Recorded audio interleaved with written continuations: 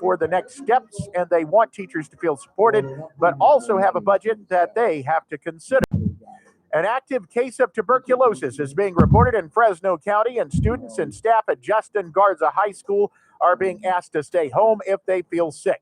Health authorities in that county are doing some contact tracing to narrow down where it might have come from and say that the person who has it is connected to the campus of the school, but they are not giving out any information that could identify that person.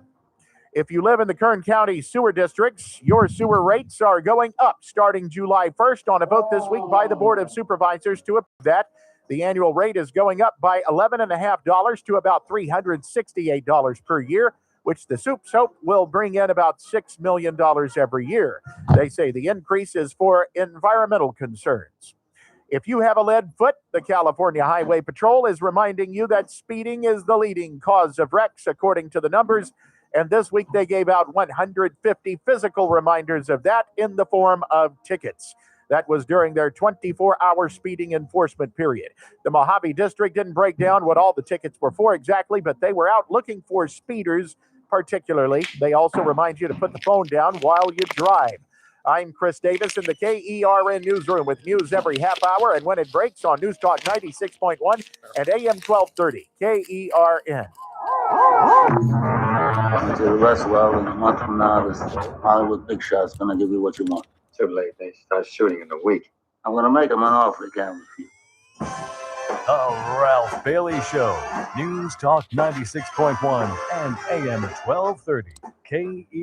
And I've seen the promised land. I may not get there with you, but I want you to know tonight that we as a people will get to the promised land. Call in or text to 661-842-KERN. That's 661-842-5376. Listen live at KERNradio.com.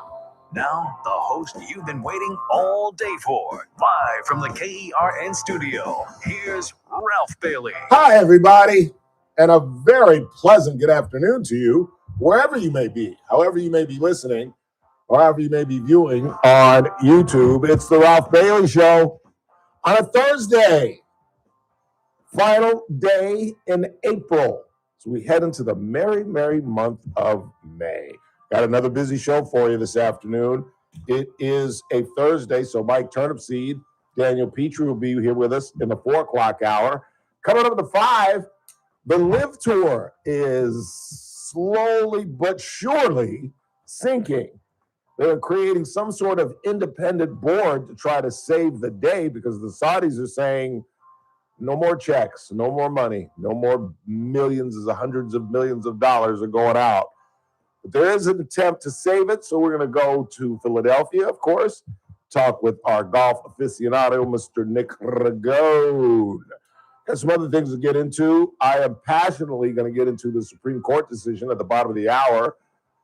I just think this is I'm not going to go as far as liberal Democrats and call it Jim Crow .2 or revisiting Jim Crow, but it is an absolute spit in the face of the civil rights workers that died, that put their lives on the line, that were on Edmund Pettus Bridge the day that the Bloody Sunday, when Alabama police officers sick dogs and hoses and beat black folks. Why? Because they were trying to vote. And so I am pretty doggone passionate about this. And while the Supreme Court decision helps Republicans, you may not like this phrase, but I'm going to live by it. I've been black a whole lot longer than I've been a Republican. And this impacts black vote. And again, while it helps the Republican Party, I just can't stand by and see the cornerstone, the absolute foundation of the civil rights movement, the Voting Rights Act, gutted by 6 judges who think, because I'll get into it in just a second. Don't get me started because I could go for an hour. But we have to lead with the House ending the bulk of the longest government shutdown in history, which of course followed the longest government shutdown in history. This thing started on February the 14th. It was a unanimous vote in the Senate, had problems in the House. suddenly, and I think the White House Correspondents' Dinner had a lot to do with this, because as many of you know, DHS also funds, the Secret Service. So I think in the wake of a presidential assassination, it's probably a good idea to go ahead and pay the Secret Service. You know what I'm saying? To hell with TSA as far as these guys are concerned. But when it comes to the Secret Service and the fear that they all went through, the legislators that were in the Hilton that night, they're like, yeah, we better go ahead and fund that. Just go ahead and do that. The emergency funds were set to run out on tomorrow at the end of the week.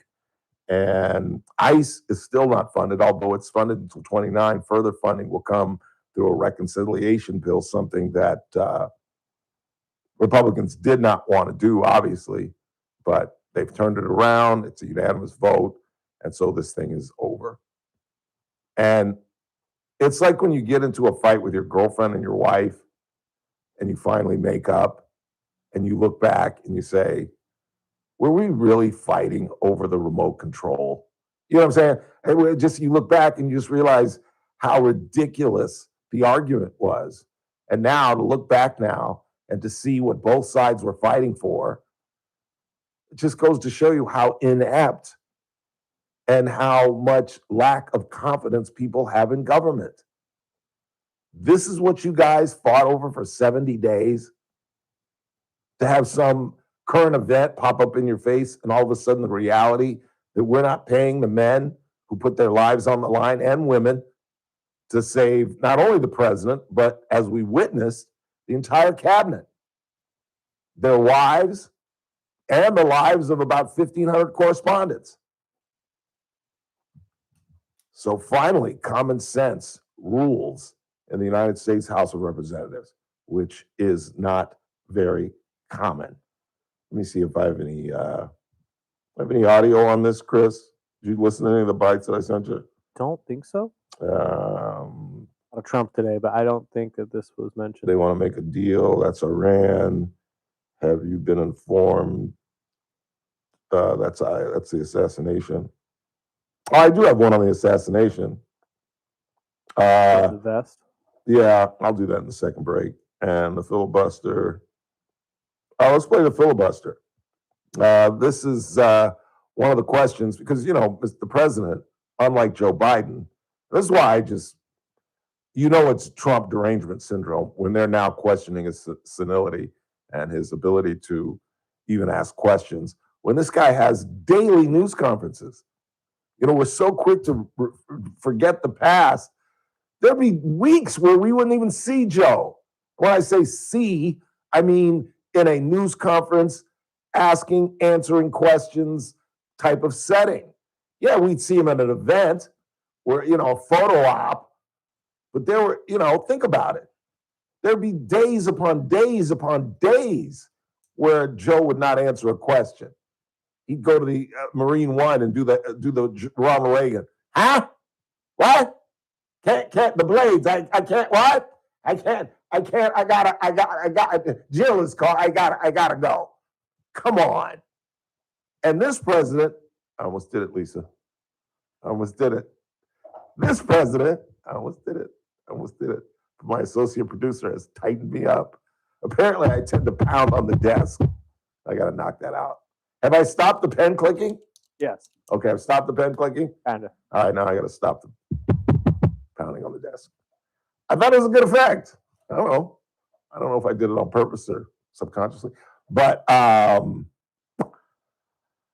totally forgot what I was talking about. Filibuster. Yes, the president is in favor of this thing. I think it's a dangerous, dangerous road to head down, Jack, because ultimately they're going to get in power. And the president absolutely agrees with me. The filibuster should be terminated.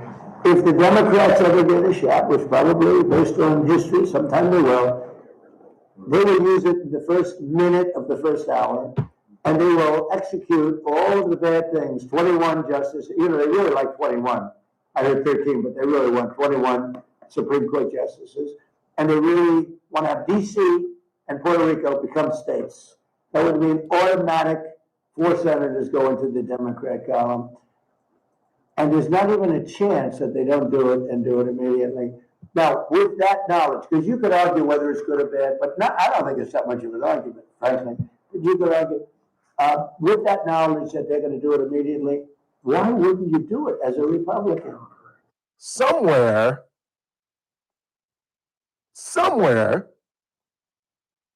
I've heard that before. I just can't remember where. Somebody saying that they were going to do the filibuster as soon as they get enough power, and they're going to make Washington, Puerto Rico a state, and that they were going to pack the court. Somewhere I heard that, but I can't. Oh, wait a minute. It was right here on this show. I've been screaming this for months. 4 months. My only issue is he's right. He's right. They're going to do this. But you're rolling the dice. What if they don't? What if sober minds? What if Chuck Schumer dies or relinquishes power and another Democrat gets in and believes, no, we shouldn't do this? But is there really a Democrat who doesn't want to change the court? Is there really a Democrat who doesn't want Washington, D.C.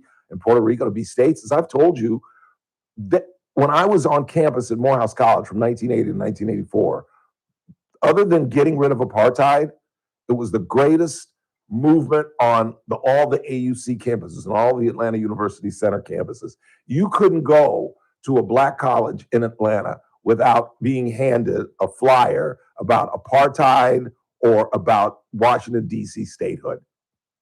And their delegate at the time was a gentleman by the name of Walter Fauntleroy, who I got to interview in Los Angeles later. And this is, if I'm at the Sentinel, this is now 87, 86, 87, 88. And they were trying to get it done there. In fact, that's why Mr. Fauntleroy was touring the country. This isn't anything new. So don't think that this DC thing is just a lark. This is something that Democrats have been trying to do almost my entire, well, not my entire life, but about 40 years, about a good 35, 40 years. So we need to take this seriously. This isn't just some ranting from some idiot radio talk show host. You just heard the President of the United States predict the very damn same thing. Now, I don't think they're going to go to 21 judges. I think they'd go to 15. I think they'd add 6, and they'd all be liberals. And the score would, what would that be, 9-6? And they'd win, and they would overturn everything that's gone down. The only thing that makes me happy is they might overturn this recent SCOTUS decision. But other than that, we'd be in big trouble.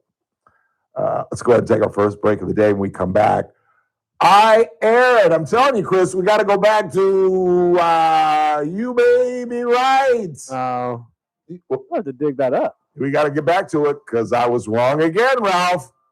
Wrong again. The president confirms, or at least in his opinion, that the Secret Service agent that was struck was not struck by friendly fire, but in fact was struck by Cole Thomas Allen, the shooter who is being held without bail. More charges to come. He's facing 3 charges, obviously assassinating a president, transporting weapons across state lines, et cetera, et cetera. But there are more charges to come. We'll hear from Jeanine Pirro in the coming days, the U.S. attorney. And I got some miscellaneous audio to play.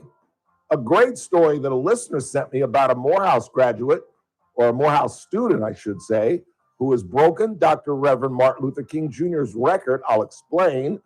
And a piece on high-speed rail, an update from a reporter on high-speed rail, and you'll hear from Steve Hilton, who took Xavier Becerra to task in the other night's gubernatorial debate. I didn't have time to get to it yesterday, but we'll try to get to it today. And, oh, check this out. You'll love this, Burdick. Write this down. Write this down right now. What's that? All the NBA teams that are currently trailing 3-2 in the playoffs Well, don't you do this to are yourself. going to emerge victorious. And that's right. There are 6 of them. Well, I'm counting on 3 of them. I'm only going to have. I don't know about the other 3. But the Lakers are going to lose. Detroit is going to come back, and the Cavs are going to come back down 3-2. Cavs are up 3-2. Well, then I'm even more right. But Detroit's down 3-2, right? Yes. And Houston's down 3-2. Correct. Both of them will win those series. I guarantee. Sorry, Lisa. Quick timeout. We're coming right back. It's TRBS on a Thursday, right here on Newstalk 96.1 and AM 1230. We're streaming live at kernradio.com.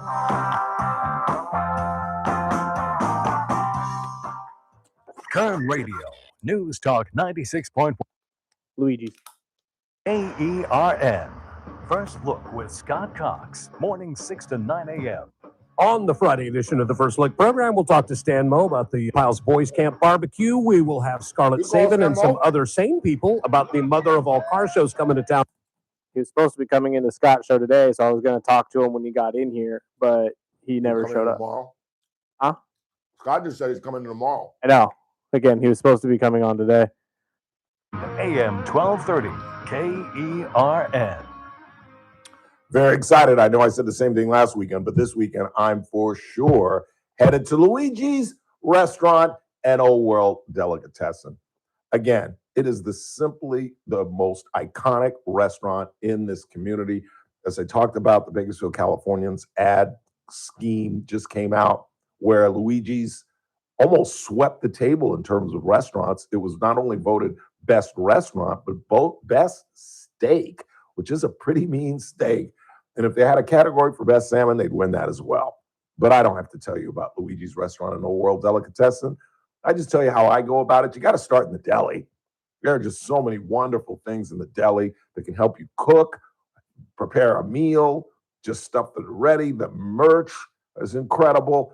And of course, you got to go into the bar and see Julie, have a little cocktail while you wait to be seated. And then I prefer to be outside by the Bailey Bar. It is just a wonderful afternoon.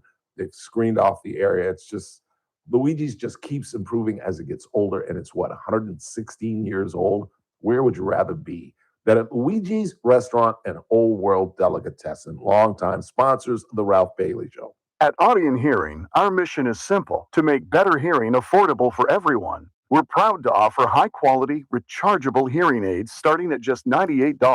Clear, comfortable, and ready to use right out of the box. And here's a study worth hearing. Research shows that wearing hearing aids can reduce your risk of dementia by up to 61%. Join over 1 million happy customers and hear the difference today by going to audionhearing.com. That's AUDIEN hearing.com. The U.S. Treasury just released its official financial report for 2025. Buried in it is a startling admission. By its own numbers, it appears the U.S. government is insolvent. When governments go this deep in debt, they print money, raise taxes, or cut benefits, none of which can help protect you. That's why people move part of their savings into physical gold and silver. Call Monetary Gold at 877-NOW-GOLD for their complimentary gold and silver guide. That's 877-NOW-GOLD. Call Monetary Gold now at 877-NOW-GOLD. Do it before the next headline, not after. Performance may vary. You should always consult your financial and tax professional. Carpet Outlet Plus. Every day is sale day. No one can beat us. No one can touch us. You won't find better prices. Shop and compare. We don't care. Take a look our way and come into Carpet Outlet Plus. Every day is sale day.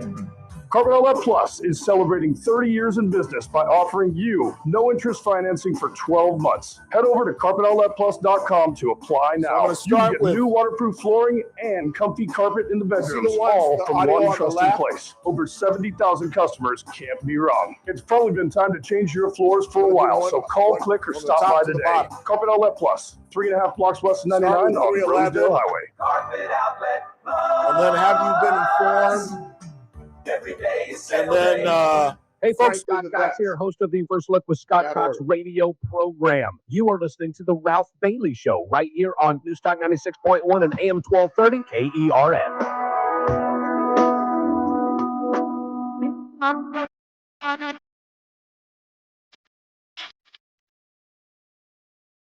842-537-6842 Come on to the bottom of the hour. We will argue. You can feel free to chime in. I'd love to get at it with you. Please call the show rather than send a text about the SCOTUS decision gutting the I think the goals of the 14th and 15th Amendment and just absolutely gutting the opportunity of equality.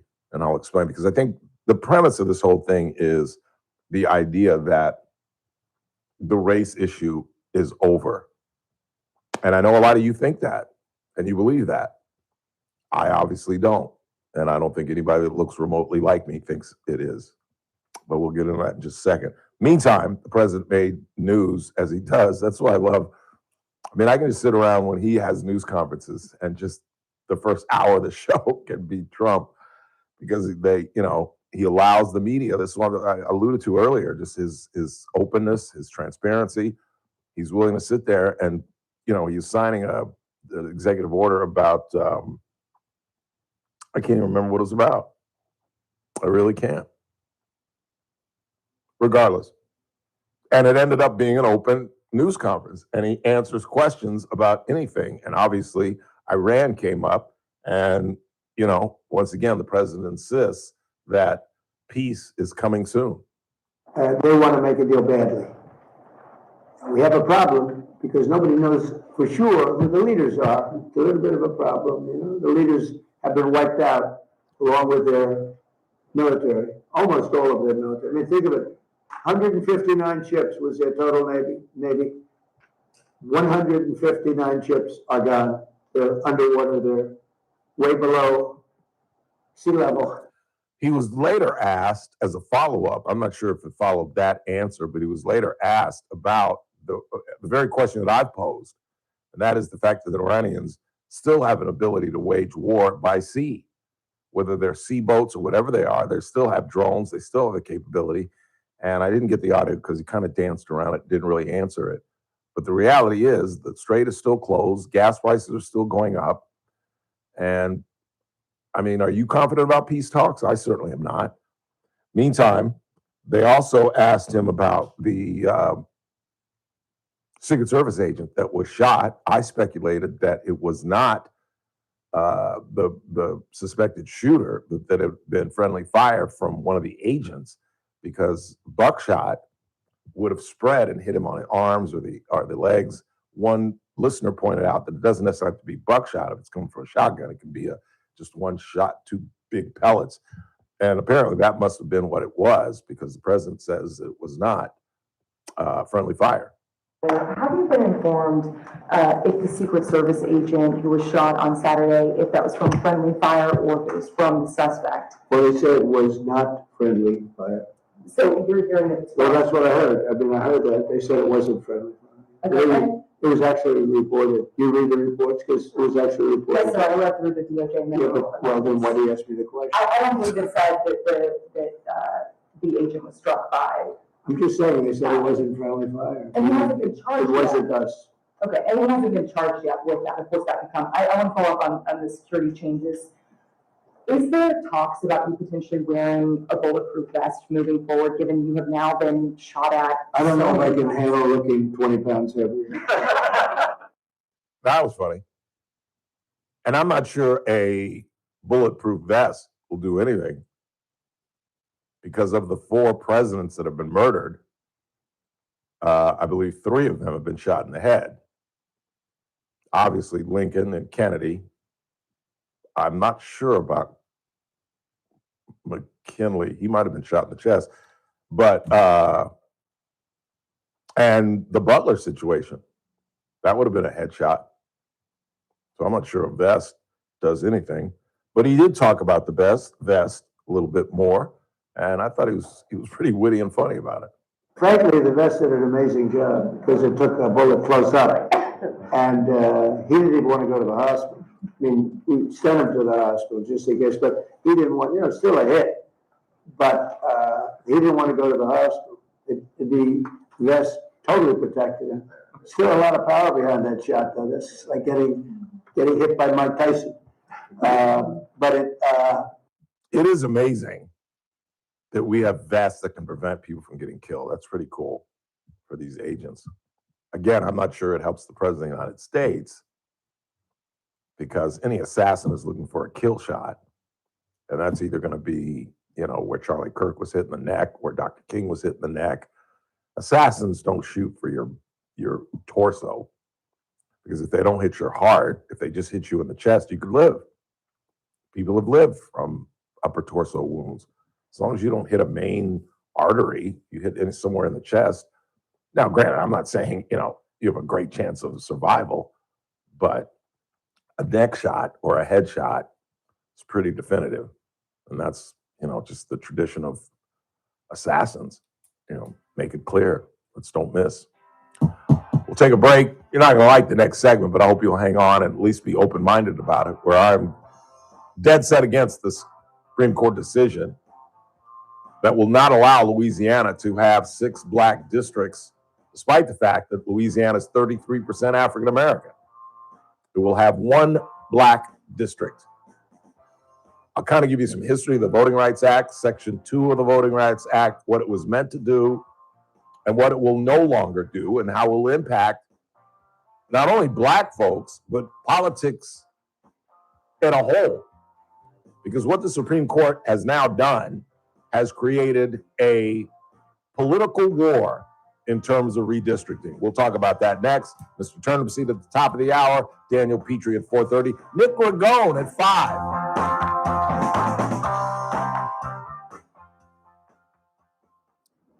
Kern Radio, News Talk 96.1 and AM 1230, KERN.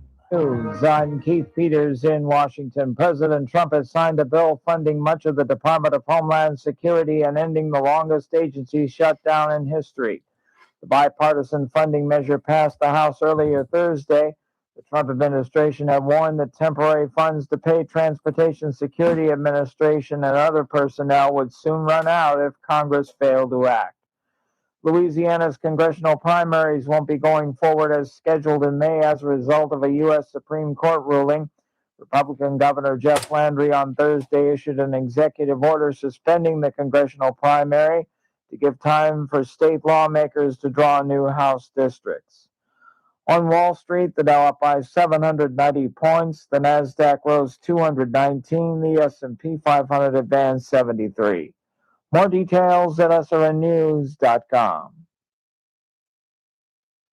Kern Radio, News Talk 96.1 and AM 1230, KERN. Headlines from the KERN Newsroom.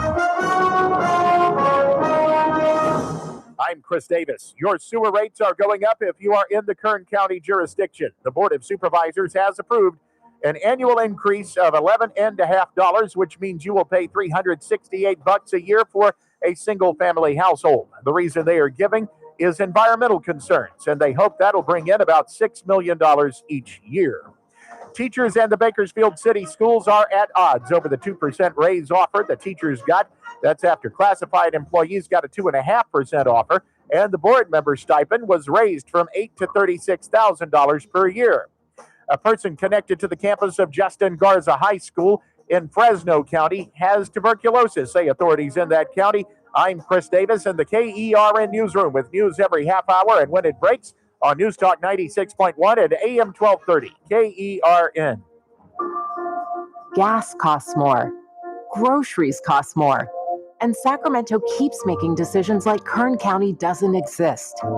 Andre Gonzalez isn't waiting around for someone else to fix it. Born and raised right here in Bakersfield, Andre Gonzalez has spent his career delivering for this community. He created a community land trust so working families can actually afford to own a home. He's fought to make sure Kern County gets its fair share from Sacramento to fix roads and build water infrastructure, not just the scraps LA and the Bay Area leave behind. Andre Gonzalez is backed by California's firefighters, classroom teachers, and he is the only candidate endorsed by the California Democratic Party. Join them. Vote for Andre Gonzalez for State Assembly on or before June 2nd. Ad paid for by California Credit Union League Political Action Committee, not authorized by a candidate or a committee controlled by a candidate. We've all been there, sleepless nights, wondering if your business's security service is really protecting what matters. At Bail-On, we can put your security insecurities to bed. Our advanced technology and personalized support ensure you can rest easy knowing we're here for you. Bailon.com. First Look with Scott Cox, morning 6 to 9 a.m. On the Friday edition of the First Look program, we'll talk to Stan Moe about the Piles Boys Camp barbecue. We will have Scarlett Sabin and some other sane people about the mother of all car shows coming to town this weekend. We will have state-of-the-art news and traffic and weather. It's all happening 6 to 9 a.m. right here at News Talk 96.1 and AM 1230 KERN. News Talk 96.1 and AM 1230 KERN. Hey, it's JR Flores. Catch my show, The JR Show, starting at 1 p.m. Now back to the Ralph Bailey Show on News Talk 96.1 and AM 1230 KERN.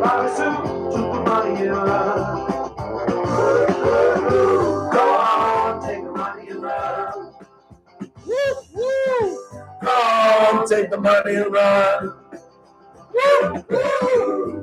Come take the money and run.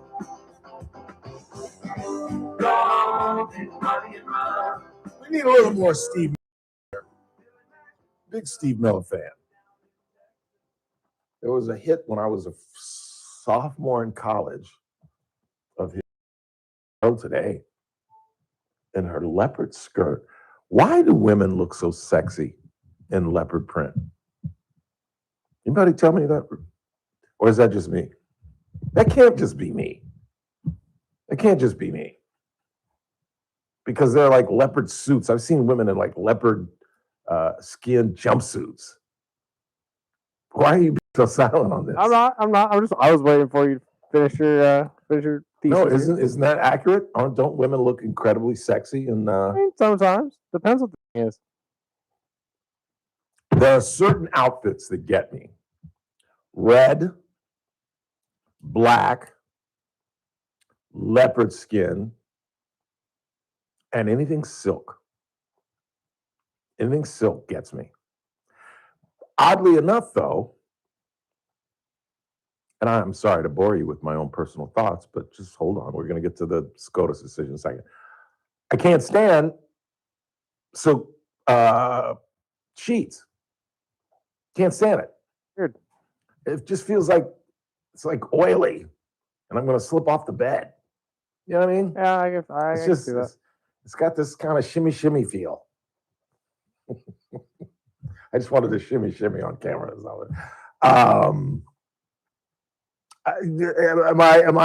I weird about that?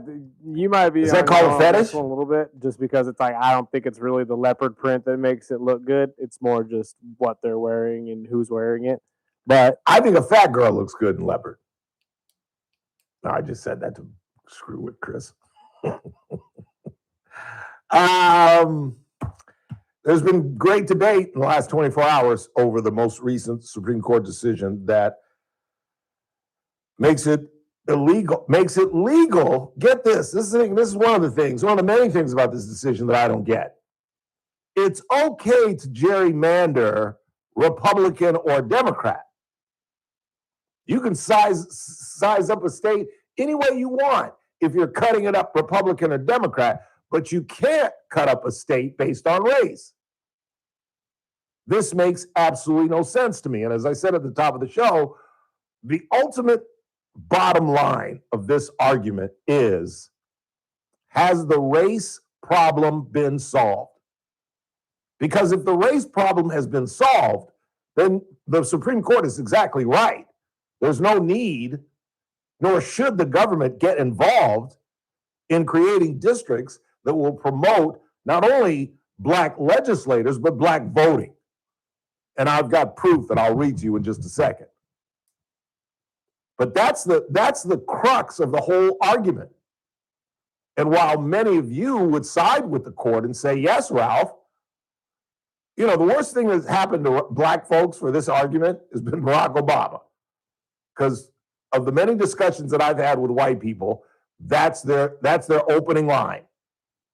Yes, Ralph, the race problem has been solved. Hell, we just voted in a black president. What do you want? Well, I want representation that at least mirrors, maybe not equals, but at least mirrors the population of these communities.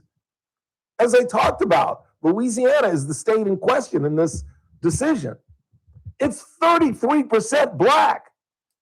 It's a third black.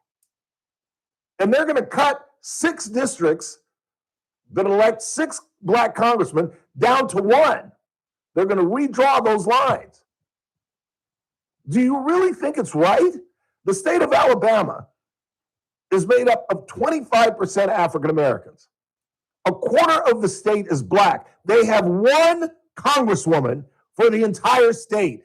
Do you really think that's equal representation? And the other argument against this that has nothing to do with race, or it does in a sense, because it's going to start a political redistricting race. Just like the nuclear race, you get this many nukes, now I got to get this many nukes, now you got that many nukes, now I got that many nukes, no, you've got that many, now I've got to. What do you think the Democrats are going to do? The very first thing they're going to do is they're going to take blue states like Illinois or California, and Newsom's going to say, oh, you thought I was redistricting then? Well, now that the court has said we can district any way we want as long as we don't do it racially, we'll cut everybody out. Where's Fong's district? Where's Fong's district? Let's cut that up into 5 little pieces. He's out. Where's Valadeo's district? Where is it? Let me see. We'll cut him into 3 different pieces. He's out. This is going to start a war that is going to create states now that are completely one party. Completely and totally one party. It's ridiculous. It's going to be a tet. It's boom, boom, boom, boom, boom. What do you think, the Democrats are going to just lay down and just take this? It all began in Texas. And then Gavin. Now DeSantis. Boom, boom, boom. It's just going to continue. They're not going to lay down and take this beyond the race issue. But the race issue, obviously, for me, is incredibly important. Let me read you some facts real quick. Let me give you a little history lesson about 1965 and the Voting Rights Act, just to give you some background information on this stuff. Hold on, we've got till 6 o'clock. Oh, they've identified the guy that stole the ball from the little girl. I'll talk about that later, but I got that in here. Let me read this to you. Hang on a second. Don't go anywhere. I'll be right back. The Voting Rights Act had an immediate impact. By the end of 1965, a quarter of a million new black voters had been registered. 250,000 black folks registered, 1/3 by federal examiners. By the end of 1966, only 4 out of 13 southern states had fewer than 50% of African Americans registered to vote. After its enactment in 1965, the law immediately decreased racial discrimination in voting. The suspension of literacy tests. So in other words, in 1962, when my mother had me and she was going to vote, she would have had to take a literacy test in the state of Georgia. Now, obviously, my brilliant mother would have passed, but what about my grandmother? She would have passed glowingly. She was a school teacher. But what about my grandmother, my great-grandmother? High numbers of racial minorities are registered to vote. Nearly 250,000 African Americans registered in 1965, 1/3 of whom were registered by federal examiners. I think I read that already. Less than 1/3 of the African American population was registered in 1965. Did you hear that? 1/3 of the African American population was registered in 1965. I was 3 years old.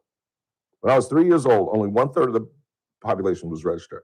By 1967, 24 months later, this number increased to more than half, 52%. 702 and a majority of African American residents became registered to vote in 9 of 13 southern states. In Alabama, the percentage of adult African Americans registered to vote rose from 19% to 61% in 1 year. 13% to 60. Have you ever seen any numbers like that in your life? In Mississippi, the increase in registration was even more dramatic, rising from 6.7%. Not 10% of the black folks in the state of Mississippi were registered to vote. We got the Voting Rights Act and it jumped to 65%. Ain't that something? Ain't that something? We went from 10% to 65% in a year with one single piece of legislation. That's why the bigot Lyndon Johnson is going to go down as one of the greatest African-American heroes in our nation. Because they'll forget all the N-words that he dropped and all the horrible things he said about Dr. King, and it'll be codified what he did with the Voting Rights Act. Let me give you some other numbers real quick. Similar increases were seen in the number of African Americans elected to office. Between 1965 and 1985, African Americans elected as state legislators in the 11 former Confederate states increased from three legislators, to 176. It went from 3 to 176. Nationwide, the number of African American elected officials increased from 1,469 in 1970 to 4,912 in 1980, 919 by 2011. The number was approximately 10,500 legislators. And you don't think that this is going to gut Black participation and Black legislators? What are y'all afraid of? You have an incredible, even with the 6 districts in Louisiana, if they were maintained, whites still have an overwhelming majority. What do you want? All 435 Congress members to be white? You want all 100 senators to be white? What more advantage do you all want? And do you really believe that the playing field is even? Do you really think your son or your grandson, your white grandson or son, is on a perfectly even playing field with my 19-year-old nephew? Really? You really think so? Educationally, probably. Intelligence, probably. But let me ask you a question. Of your 19-year-old grandson or son who's white and my 19-year-old nephew who's Black, who's got a better chance to get to Congress? Just asking. You really think my African-American nephew has as good a chance as your white grandson or son to get to Congress? Do you really? Because if you said yes, if you're screaming yes at your radio, you're lying to yourself. You're absolutely lying to yourself. And deep down, I think you know it. I really do. Because you know damn well my nephew ain't got no chance in hell. Not that he has a chance in hell, but even if he had a chance in hell, he was studying political science instead of music and wanted to be a congressman instead of a rapper. He still wouldn't have a chance in hell. Or his chance would be filled with obstacles and hills to climb. As opposed to your grandson or son, all you gotta do is raise money. Have a little name recognition, bit-a-bop, bit-a-bip, bit-a-boop, there in Congress. Hell, look at Kevin McCarthy. Wanted to be a sandwich shop owner. Won the lottery, wanted to be a sandwich shop owner. Next thing you know, he's in the assembly, he's in the Congress, he's the Speaker of the House. Think that could happen to my nephew? I doubt it. I doubt it very seriously. Certainly not now. Certainly not with the whitewash that's about to come down, because every Republican Southern state is going to tear up those Black districts. Brian Kemp, it'll be interesting what happens in Georgia, because Georgia essentially is a blue state with a Republican governor. That's going to be fascinating. And the fight that will go on when they try to tear up Fulton County. Although you really can't tear up Fulton County, because Fulton County is so damn Black, that even if you put it in 4 pieces, it'd just be 4 Black pieces. But there are not a lot of districts like that. And those districts that are going to get cut into pieces, they will meander and wrangle and water it down, more whites, and you're gone. It's absolutely gone. And I think there will be a day when this won't be necessary. We're moving toward that. There's no question about that. The idea that there are more African Americans that are Republicans now than when I was a teenager. You know, when I was a teenager, if you were an African American, you would be. I mean, it's not as bad. It still exists, but in the 70s and the 80s, if you were a Black Republican, you were a flat out Uncle Tom. it wasn't even a question. Now it's accepted. It's growing. Trump did exceptionally well with African Americans, did exceptionally well with Latinos, although I think he's screwed that up. But I just think that this is, how else do you cure the problem? But see, that's the issue. Most whites don't think there is a problem. Most of you truly believe in your well-meaning hearts that the playing field is even. And I'm here to tell you, it's just not. And if those stats don't indicate it, where at one point, the whole state of Mississippi was represented with 6%, less than 10% of the state was represented by blacks, and now it's somewhere in the 60s. Come on. Let's go ahead and take a break. We come back. We'll check the board, see what you all think about my rants. Coming up at the top of the hour, Mr. Turnipseed will join us, Executive Director of the Current Tax Association. Bottom of the hour, we'll talk money. The S&P and Dow Jones and everything is up, up, up. Why, Mr. Petrie? Why? And then in the 5, the Live Tour is all but underneath the water, and now they're creating some kind of independent board that's going to try to save the day. So we're off to Philadelphia in the 5 to talk with our golf aficionado, Nick Ragone. But you all know the real deal. Any excuse to get the genius on the program, I'll use to get him on the program. And we'll talk a little basketball. The Dodgers shake up the lineup after a really poor homestand and after a really poor road trip. We went 500 on the road trip. We went 500 on the homestand, losing 2 out of 3 to the Marlins. And now we're off to St. Louis tomorrow night. And then I believe we're in Houston. And then we come home for a 7-game homestand with the Braves and 4 with the god-awful, stinky, smelly, dope-smoking, PED taking, got a little boogie in them, donkey riding, kazoo playing, orange and black wearing Giants. Quick timeout. Coming right back. It's TRBS on a Thursday right here on Newstalk 96.1 and AM 1230. We're streaming live at kernradio.com.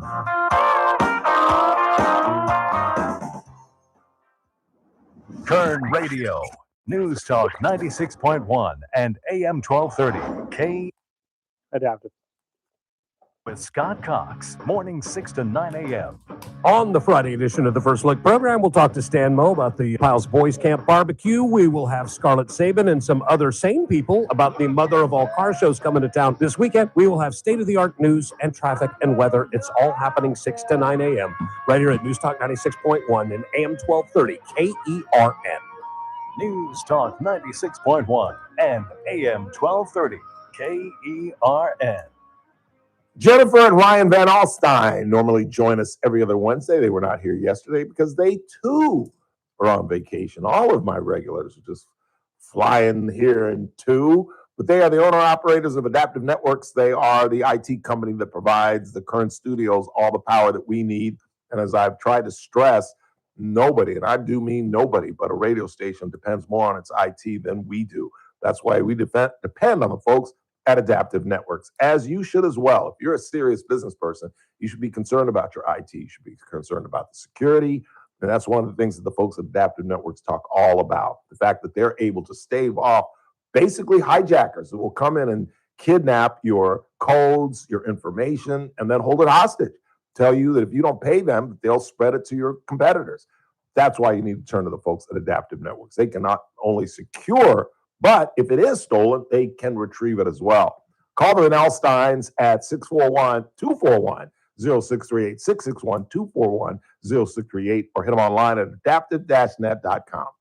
Hey folks, Scott Cox here for King Door Company. I had my garage door installed over 20 years ago and it still works like the day it was installed. So I know all about King Door's quality products, but let's talk service. At King Door Company, it's an obsession. Whether you're having your garage door installed, serviced, or repaired, you can count on King Door Company to do it right. And it all starts with training. All King Door techs have been through the King Door Academy, an on-site training center where technicians study the very latest in garage door technology so that when they show up at your house, They have all the experience and product knowledge they need to take care of your garage door. They really are the state of the art. And when you pair that expertise with King Door's legendary customer service, you get a service experience that can't be beat. So whether you need a new garage door or just service on an existing door, regardless of who built or installed it, count on the pros at King Door to do the job right. Just call 397-2744 or check them out online at kingdoor.com. King Door Company, the company with the pride of a lion.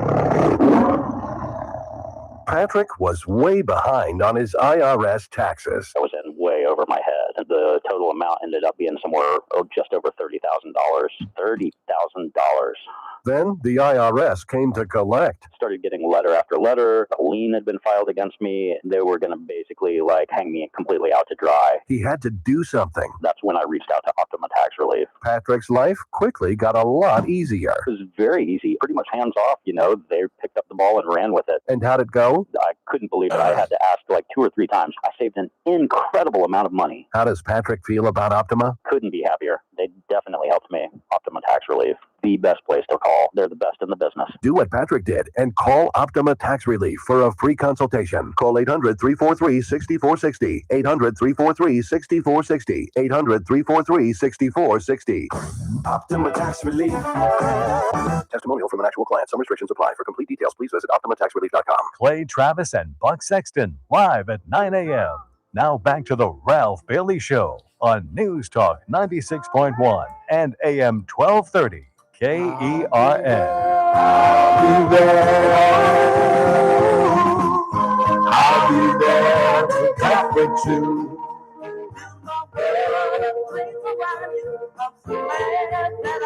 Apparently, black folks going crazy about this film.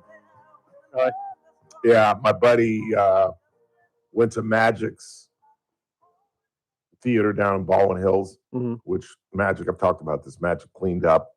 My parents, when I was a kid, we used to live 10 minutes from there. My parents wouldn't let me go to that theater because it was gang ridden. It was just, they played black exploitation films, which I loved, Cleopatra Jones and Pam Dauber, Pam Ewing.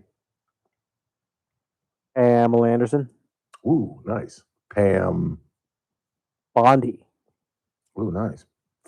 I'm out. I was talking about Pam Grier, but Magic bought him out, cleaned it up.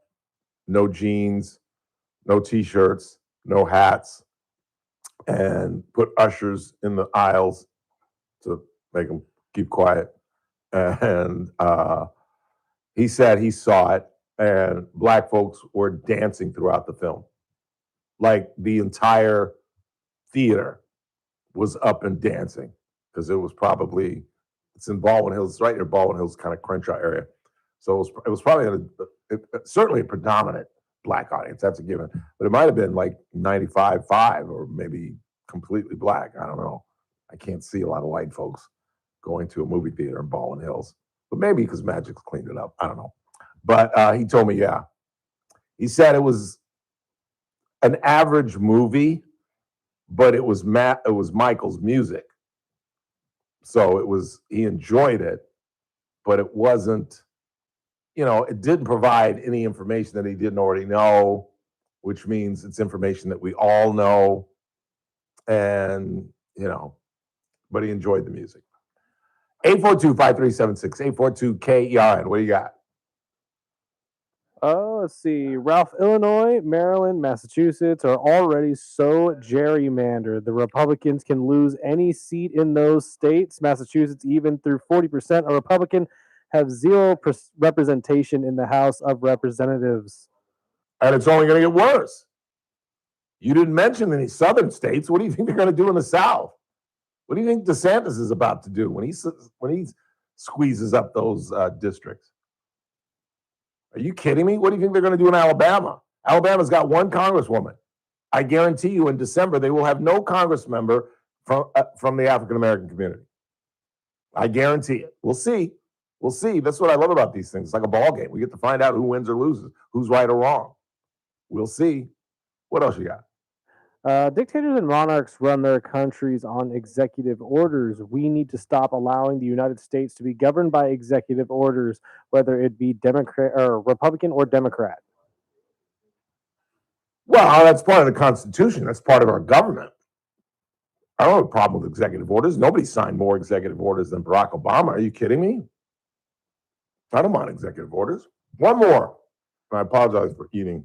Ralph, one thing I don't like about your show is that you make the show about black versus white. Sure wish that you would talk about other things than racism. Well, to say that this show is about racism is absolutely absurd. Is 10%, 15% of the show dedicated to talk about race? I wonder why. Let me think about this. Why is a show hosted by the only African-American radio talk shows in the history of Kern County is about 10, 15, 20% about race? I wonder why that is. Let me think about that and I'll get back to you. Okay? But to say that this entire show, when Mr. Turnipseed comes in here, are we going to talk about race? When Daniel Petrie's here at the bottom of the hour, are we going to talk about race? When Nick Ragone joins us at 5 o'clock, are we going to talk about race? Was the lead at 3:05 about race? But I guess the whole show is about race, right? I did one segment on race, and all of a sudden, it's so drained. Good googly moogly. I'll stop talking about black and white people, okay? Not! Quick time out. Mike Turnipseed is next.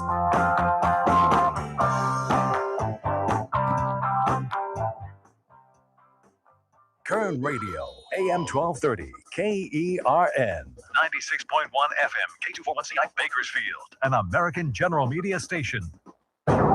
News this hour from Town Hall. I'm Keith Peters in Washington. There's a new Surgeon General nominee from the Trump administration. President Donald Trump has pulled his nomination for the stalled Surgeon General nominee and says he'll put forth Fox News Channel contributor Dr. Nicole Saphier. That comes after TC Means' path forward stalled in the Senate over questions about her experience and her stance on vaccines. Senators from both major political parties grilled her, which deepened doubts about her ability to secure the votes she needs for the position. In a social media post, the Republican president said Saphier is a star physician who has spent her career guiding women facing breast cancer through their diagnosis and treatment. Haya Panjwani, Washington. The Trump administration continues its push to reduce the number of recommended vaccines for children. The Trump administration has just filed an appeal to a judge's March order that blocked the decision by Health Secretary RFK Jr. to end broad recommendations for all children to be vaccinated against flu, rotavirus, hepatitis A, hepatitis B, some forms of meningitis, and RSV, a respiratory virus. In July, the American Academy of Pediatrics and other medical groups filed a lawsuit that originally focused on Kennedy's decision to stop recommending COVID-19 vaccines for children and pregnant women. The lawsuit was updated as Kennedy made more policy changes. I'm Donna Warder. Americans are paying for the war in Iran with every visit to the gas station, but some of the damage to the U.S. economy is being offset, for now anyway, by big tax refunds and an investment boom driven by artificial intelligence. A good day on Wall Street with the Dow up by 790 points. The NASDAQ rose by 219 with the S&P 500 advancing by 73. Oil near $105 a barrel. More at townhall.com.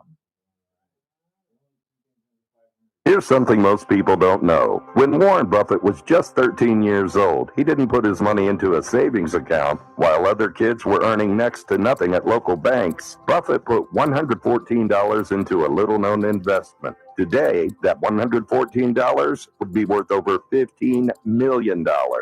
And it wasn't a risky trade. It wasn't insider knowledge. It was an account that's been around since 1888. And over the last 25 years, it's averaged 29% a year. That's what happens when your money is allowed to compound. Compare that to today's savings account, paying less than 0.5%, while inflation quietly eats away at your buying power. Buffett understood early. Banks are great businesses, just not for savers. If you'd like to see what some investors call the 29% account, go now to ask29account.com. That's ask29account.com. Ask29account.com. America. From the KERN Newsroom, your live and local news update.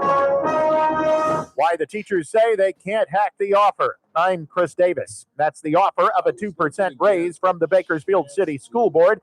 And with the average teacher salary at $60K and the classified employees like bus drivers and mechanics offered a 2.5% raise, some of the teachers are calling it an insult as both sides try to come to an agreement. The board says in a prepared statement that they are thoughtfully looking for the next steps and they want teachers to feel supported, but also have a budget that they have to consider. An active case of tuberculosis is being reported in Fresno County, and students and staff at Justin Garza High School are being asked to stay home if they feel sick. Health authorities in that county are doing some contact tracing to narrow down where it might have come from and say that the person who has it is connected to the campus of the school, but they are not giving out any information that could identify that person. If you live in the Kern County sewer districts, your sewer rates are going up starting July 1st on a vote this week by the Board of Supervisors to approve that. The annual rate is going up by $11.50 to about $368 per year, which the Soup Soap will bring in about $6 million every year. They say the increase is for environmental concerns. If you have a lead foot, the California Highway Patrol is reminding you that speeding is the leading cause of wrecks, according to the numbers. And this week they gave out 150 physical reminders of that in the form of tickets. That was during their 24-hour speeding enforcement period.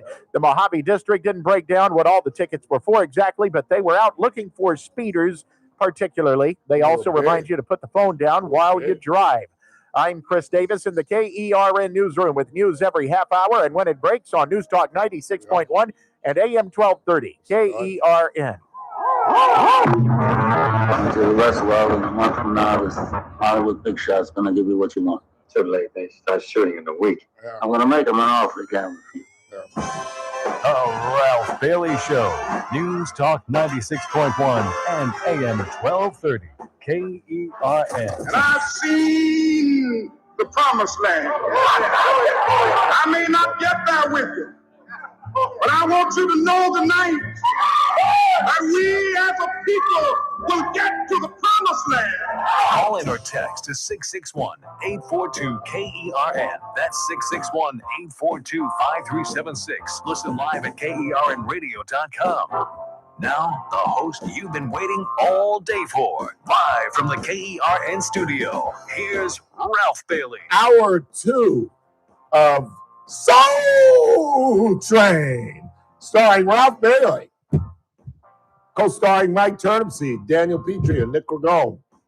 And we'll be talking about race with all three of them because that's what this show is all about. It's all about race. It's all we talk about. It's all we talk about. We'll discuss race with Mr. Turnipseed and with Mr. Petrie at the bottom of the hour with Nick Ragone. But it is a third.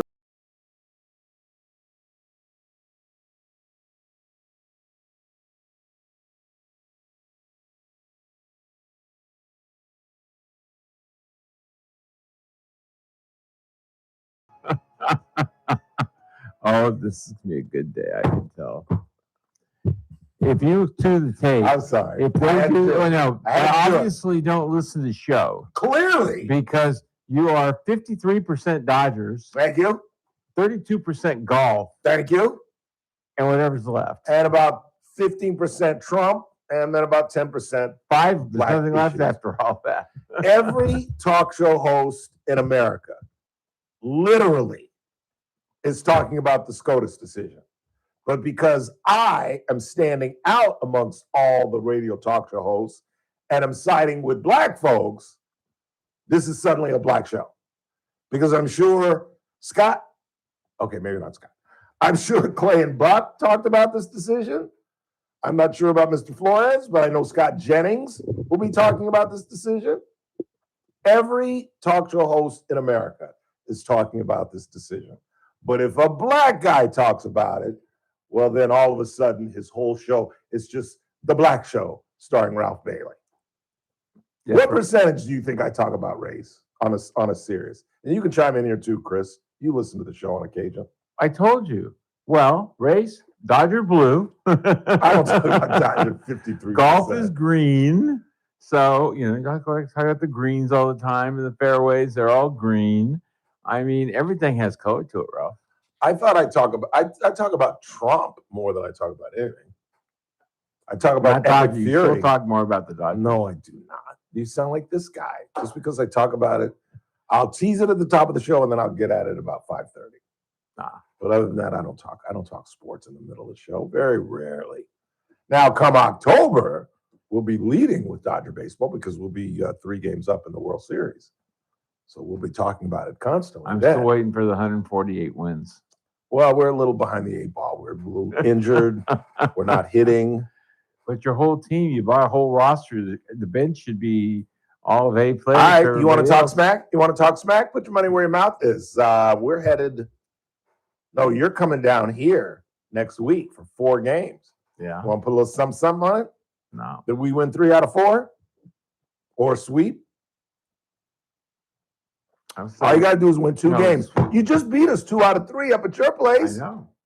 So you want to put a little something that we win at least 3 out of 4? On games, Ralph. Oh, come on. Comes to at tournament, Super Bowl. I go to you see the 100 square boards? Yeah. I buy a square. And I don't even know the numbers because I know I'd pick the wrong numbers. So after everybody fills the board and then they draw the numbers and they go around the square so you know what your scores are. Okay. But no, it's all right. And nobody ever calls me because I've never won on the board. So that's the way it goes. What do you think of the Supreme Court decision? The Supreme Court is taking a different lane than it used to take. I'm going to be politically correct here, Ralph. I mean, they're absolutely ignoring precedent, which I thought the court was all about. 40, 50-year precedent. And if I'm wrong, and if the audience is right, and the Supreme Court is right, that by creating black districts, you're discriminating against whites, then how do we level the playing field? Or do you believe, as apparently the justices believe, that the playing field is level?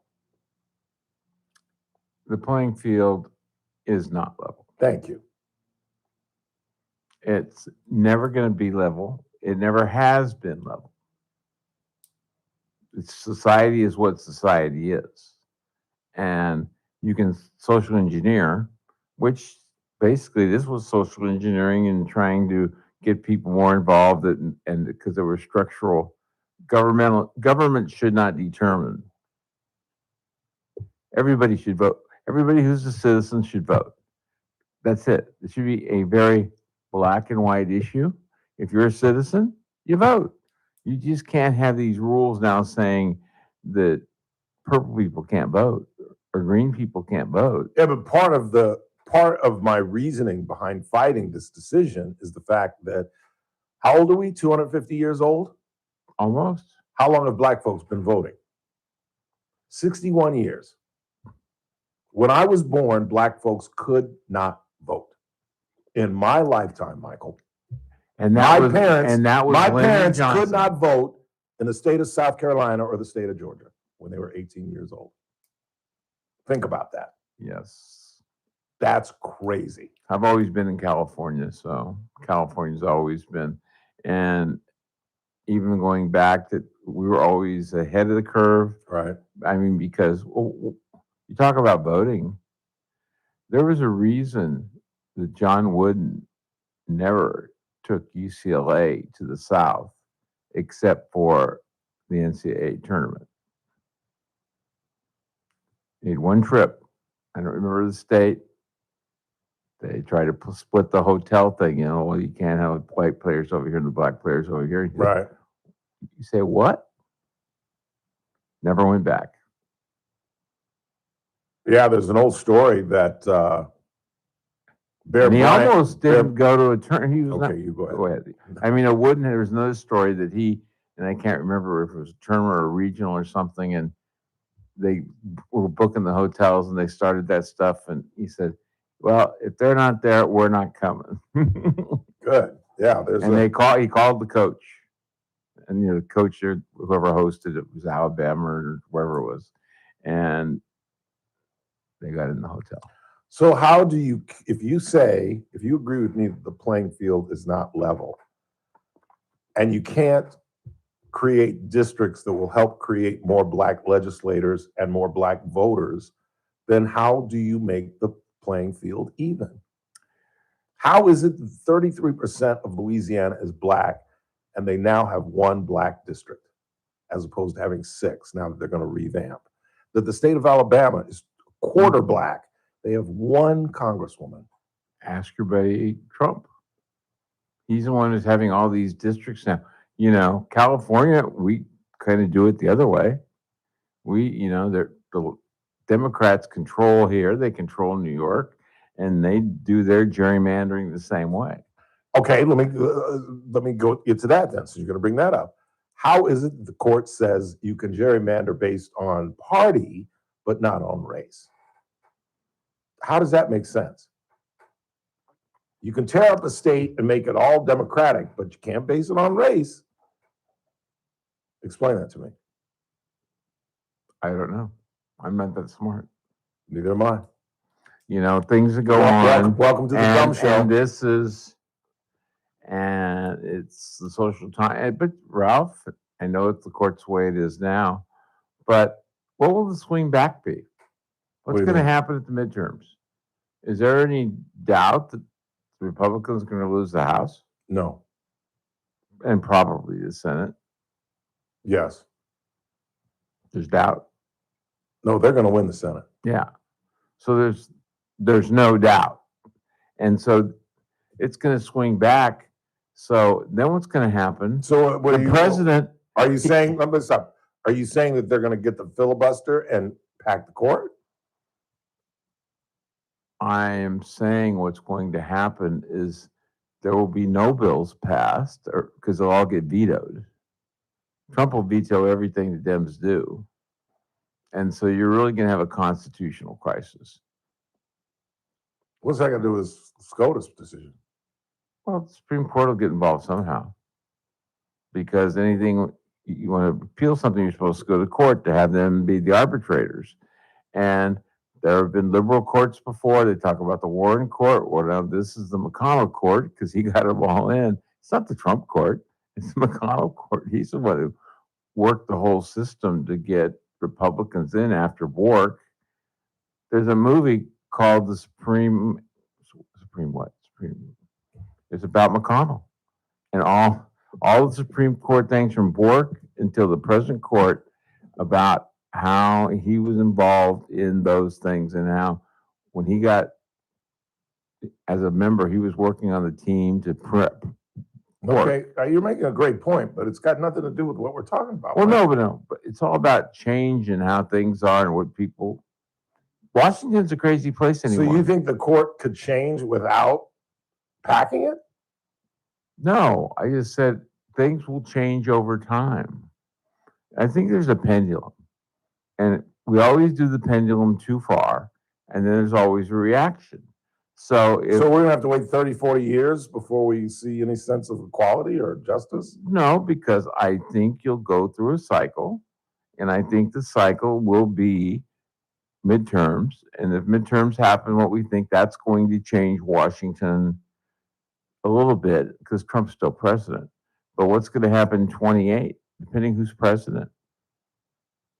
Who knows who's the Democratic nominee for president? Yeah, but Michael, that's got nothing to do with the Supreme Court. It's all part of government. And things when there's all these decisions, because people sue people, and you don't like what the Congress is doing, you go to court and get a ruling. The court is very and it'll be 6-3. It's been 6-3 on most things, yes. 90% of the things are 6-3 now. And that's so let's get back to my original question. How do you cure the unevenness of the playing field if you can't do it through gerrymandering? Because let me make it clear, although you can't see because you all think I'm a bigot, gerrymandering, I'm totally against, period. And how no one in the Congress has suggested that we go to AI to figure out these districts just amazes me. We have computers that are smarter than us. Let them handle it. And it would only take them about 3.5 minutes. Exactly. 5 minutes. Exactly. They could do an entire state and rewrite 2.5 minutes. and say, here it is. It's blocked out more geographically than these anacondas that we create. It's crazy. That's the first thing we should do. If we were serious, if it weren't so racially sensitive, people would step up and say, why don't we just get rid of gerrymandering, period? Period. And let a computer do it geographically. I like Kathy's idea of not separating city boundaries and things like that. You know, the idea where you live, up with the rich folks. Hell, I bet your neighbors across the street are in a different district than you are. Or around the corner, at least. No, the district lines go down Oswell. So one's across the street. I have 3 blocks out. So you and Zucchini live literally 3 minutes from each other, and you have different Congress members. That's crazy. We could have different supervisors. You and Bowers probably have different supervisors, because he lives up further. He's further south. South, yeah. That's crazy. That makes no sense. But city councilmen the same way, supervisors that way. I know. Congress is Cassie that and I way. live 200 yards from each other. We have different council members. It makes no sense. Well, because you are south of 24th, which is kind of the major boundary. Right. She's north of 24th. Yeah. Now, that's would be, you'd expect districts to run down major boundaries. Okay. And I not can see down that. alleys. Right. Okay. I can see that. I can see that. But neighborhoods that are broken up just doesn't make sense. Where it's literally across the street, it's a different district. That makes Because sense. everybody has their maps now and their computers now, and they play the different models. If we move it 3 blocks this way or 5 blocks that way, we can pick up so many votes, and it's all done by computer these days. What's going on in the city? Anything? They've had community workshops going on. They had one last night for the budget, and I went last night, and it was. And speaking about race, I went to a church on 4th Street, an African American church, and it was 3/4 African American, and I listened to their questions because I just wanted to see. And you were scared to death. No kidding. No, I'm kidding, It's Michael. very I'm nice. kidding. I mean, no, I wasn't scared to death. And you know what? There were no police. There were no anybody. If I were on 4th Street, I'd be scared to death. I'll tell you that. Well, the sun was still up, bro. Oh my God. No, I mean, it was 5:30. I almost spit to out my 6:30. tea. No, 5:30 to 6:30. I went in presentation. As soon as the And- sun went down, you were out of there. When it was done, when it was done, Ralph, I was going to stay out there. So anyway, that's the way it goes. Yeah. And what did they accomplish? All they do is that this is the budget. Do you have any comments? How do you prioritize? What's your important things? But they gave 4 things to prioritize, and you have many things to prioritize. What are they prioritizing? Well, basically, you want public safety, or do you want streets, or do you want 4 things? And then you get to vote. You put your cue card on your phone, and you can vote by your phone, and then they run the totals. And Public safety would obviously be number one. You don't have to be a genius to figure that out. well, but what really for this city needs to look at, they really need to look, because it's not even on being rated, is what they spend on economic development and how they bring businesses here. And we're going to have to try to. They've tried for 6 or 8 years now to rebuild the economy and bring people here, and it's not working. So the city and the county need to sit down and work together on improving economic development and actually spending some money. Economic development is bringing jobs in, there's a reason why people go to Shafter, and Wonderful has that, or The to best Home run Ranch, city in town, in Kern County. probably in the state of California. You go to Home Ranch, they get businesses there because they know how to get businesses. Why The city needs to get focused. Why don't the city and the county work together more? I mean, the classic was that whole row a couple of years back about the damn dog pen. Mm-hmm. Remember that? Oh, that's been more than a couple of years ago. Yeah, but whatever. Yeah, they couldn't get together the dog. They couldn't agree. They couldn't work at the same dog pound, so they split. So they split. That was ridiculous. Yes. And that seems to be the nature of their relationship between city and county. Am I wrong about that?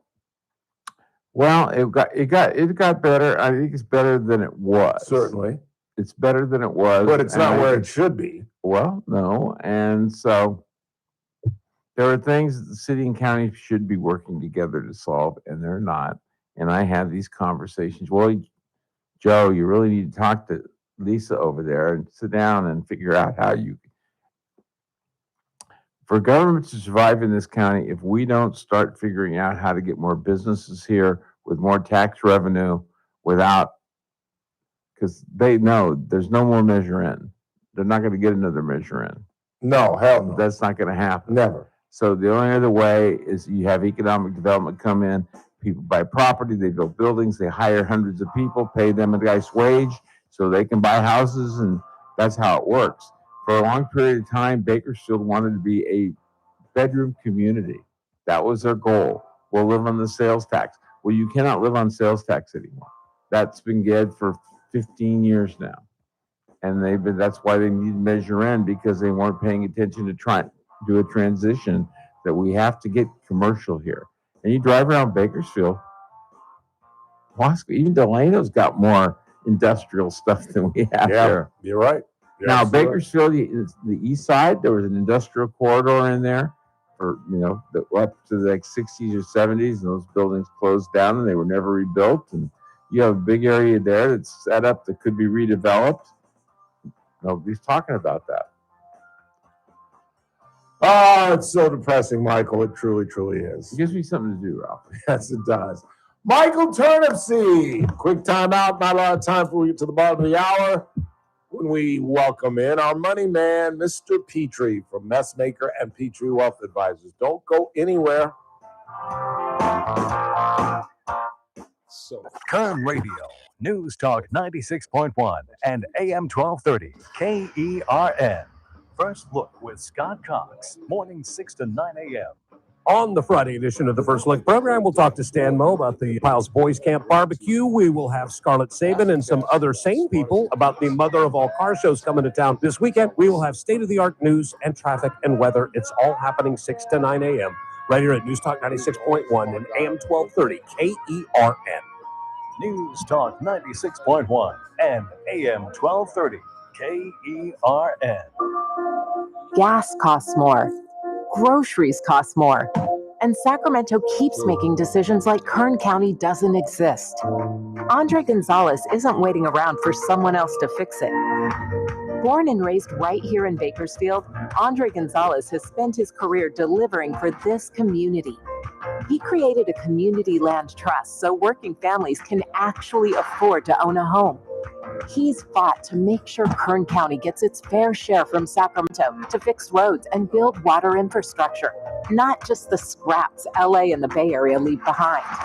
Andre Gonzalez is backed by California's firefighters, classroom teachers, and he is the only candidate endorsed by the California Democratic Party. Join them. Vote for Andre Gonzalez for State Assembly on or before June 2nd. Ad paid for by California Credit Union League Political Action Committee, not authorized by a candidate or a committee controlled by a candidate. Progressive's Home Quote Explorer helps you easily find and buy the right coverage for you. It's everything you've always wanted.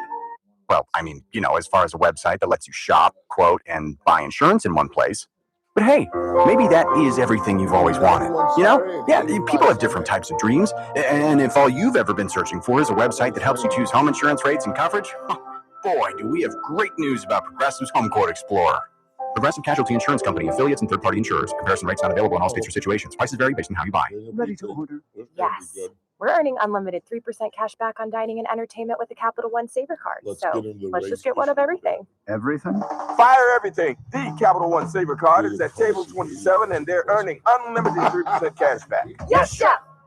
This is so nice. Had a feeling you'd want 3% cash back on dessert. Ooh, tiramisu. Earn unlimited 3% cash back on dining and entertainment with the Capital One Saver Card. Capital One, what's in your wallet? Terms apply. See CapitalOne.com for details. Trucordia, a new name, but a trusted partner for Kern County businesses. At Trucordia, we provide business solutions that include comprehensive commercial insurance and proactive risk strategies to help protect your company and keep operations running smoothly. We also offer benefit solutions with flexible options for both businesses and individuals, supported by easy online tools and hands-on local service that makes everything simpler. For guidance you can count on, call Don Coons at 661-401-2280. Trucordia, building trust. Hey folks, Scott Cox here, host of the First Look with Scott Cox radio program. You are listening to the Ralph Bailey Show right here on News Talk 96.1 and AM 1230 KERN.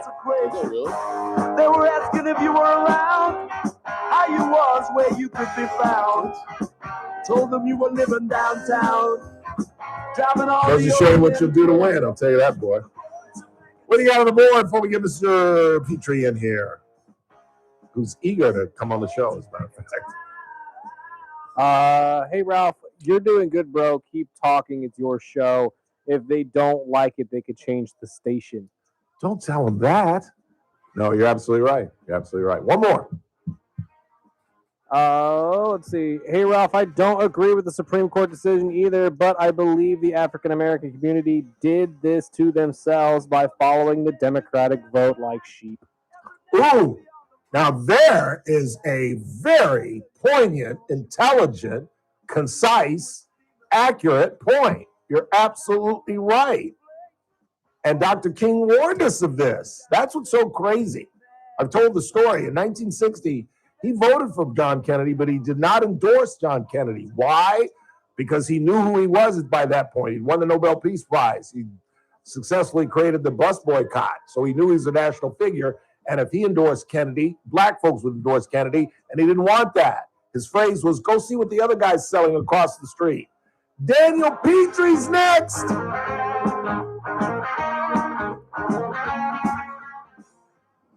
Kern Radio, News Talk 96.1 and AM 1230, KERN.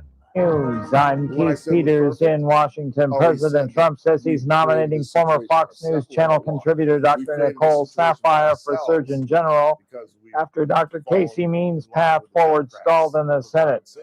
In a social media post Thursday, Trump said Saphier is a star physician who has spent her career guiding women facing breast cancer through their diagnosis and treatment.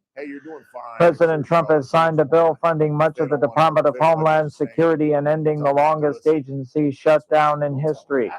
The bipartisan funding measure passed the House earlier Thursday. Trump administration had warned that temporary funds to pay Transportation Security Administration and other personnel would soon run out if Congress failed to act. On Wall Street, the Dow by 790 points. More details at SRNnews.com. You know what I'm saying?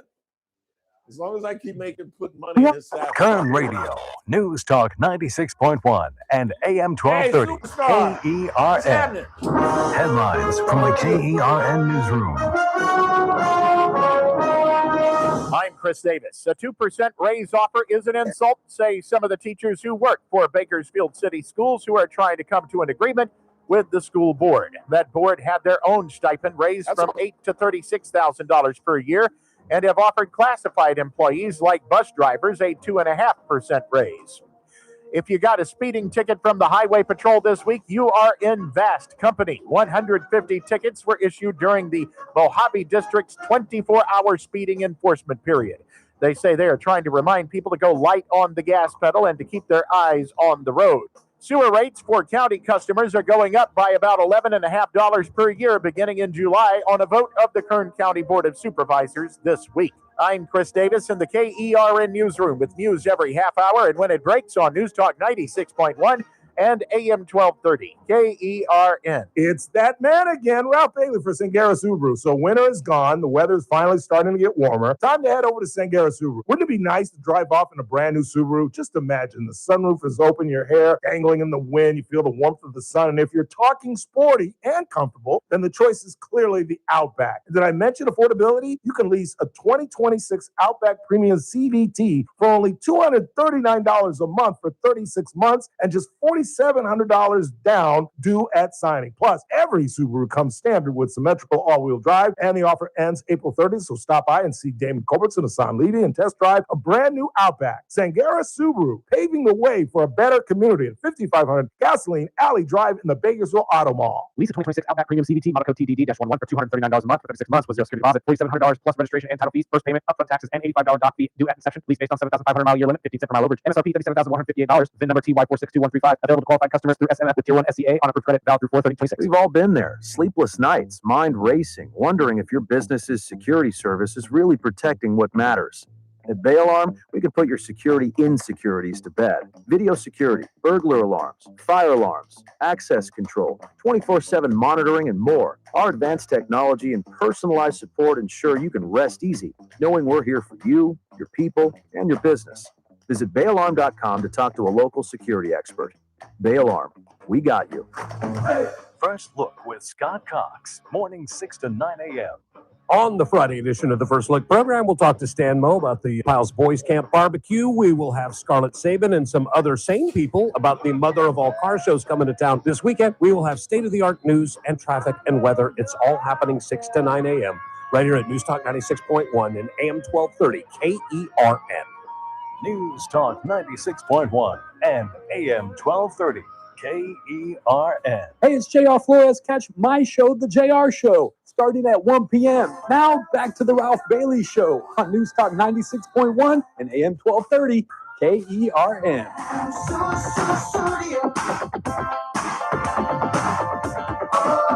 It's a Thursday. Time to bring in our money man, Daniel Petrie. You're in deep doo-doo, sir. Oh, no. What happened? Aren't they down 3-2 too? No, we're up 3-2. Oh, you're up 3-2? Well, I'm throwing you in. I'm throwing you in with the 3-2s that I think are going to spit the bit. Well, we're playing around too much. We can't let them get confidence. So I think my Lakers are going to spit the bit at 3-2. That I could see. I think Detroit is going to come back down 3-2. That I could see as well. And I thought the Cavs were down 3-2, but they're apparently up 3-2. So my prediction that they're going to win isn't that big a deal. But who else is down 3-2? Denver. Well, Denver's down 3-2 too. Minnesota. And Denver could win. See, I like Denver too. Yeah.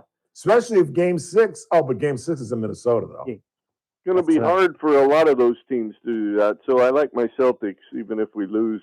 6 and 7. Where are you? 6 and 7 is at your place, right? 6 is in at Sixers. So that means if we lose again, we have Game 7 at home.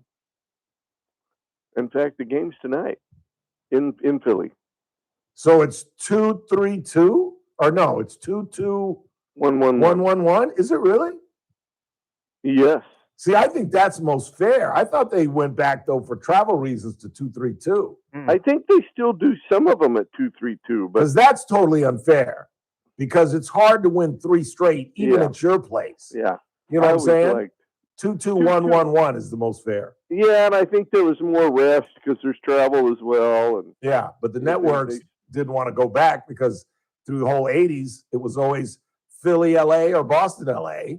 And they were like, we ain't going back and forth now. This is crazy. West Coast. Yeah. We're not going overnight, you know. But I think we get past Philly. I don't know. Joel Embiid suddenly became Joel Embiid the other night. Good. I was like, where have you been? It all depends on how we shoot from threes. If we shoot well, we win. If Well, not, yeah. it's a struggle. That's exactly what I didn't see the game, but I watched Kornheiser and Wilbon every day. That's exactly what they said. They said the Celtics live and die on the three. If they shoot well, they're going to win. If they shoot poorly, they're going to lose. And Joel Embiid, Tony Kornheiser had some crazy stat that like 65% of his shots were inside of like 15 feet. Yeah, we can't defend him. Yeah, and when he gets to the low post, because he loves to shoot threes. And it's like, dude, you've got 3 inches on their center. Exactly. Would you get down in the love post? for him to shoot more threes. Yes, That'd they be great. pay you to shoot that.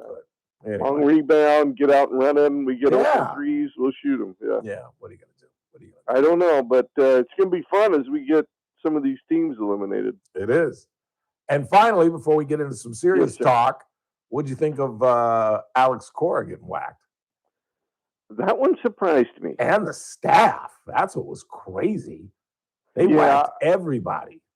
I think there was a big, one was more veteran. Cora didn't like the construction, and it wasn't getting along with the GM. Breslow wanted to play the young ones more, and I think they weren't on the same page, and somebody had to go. Yeah, and you can't fire the players. Surprised me.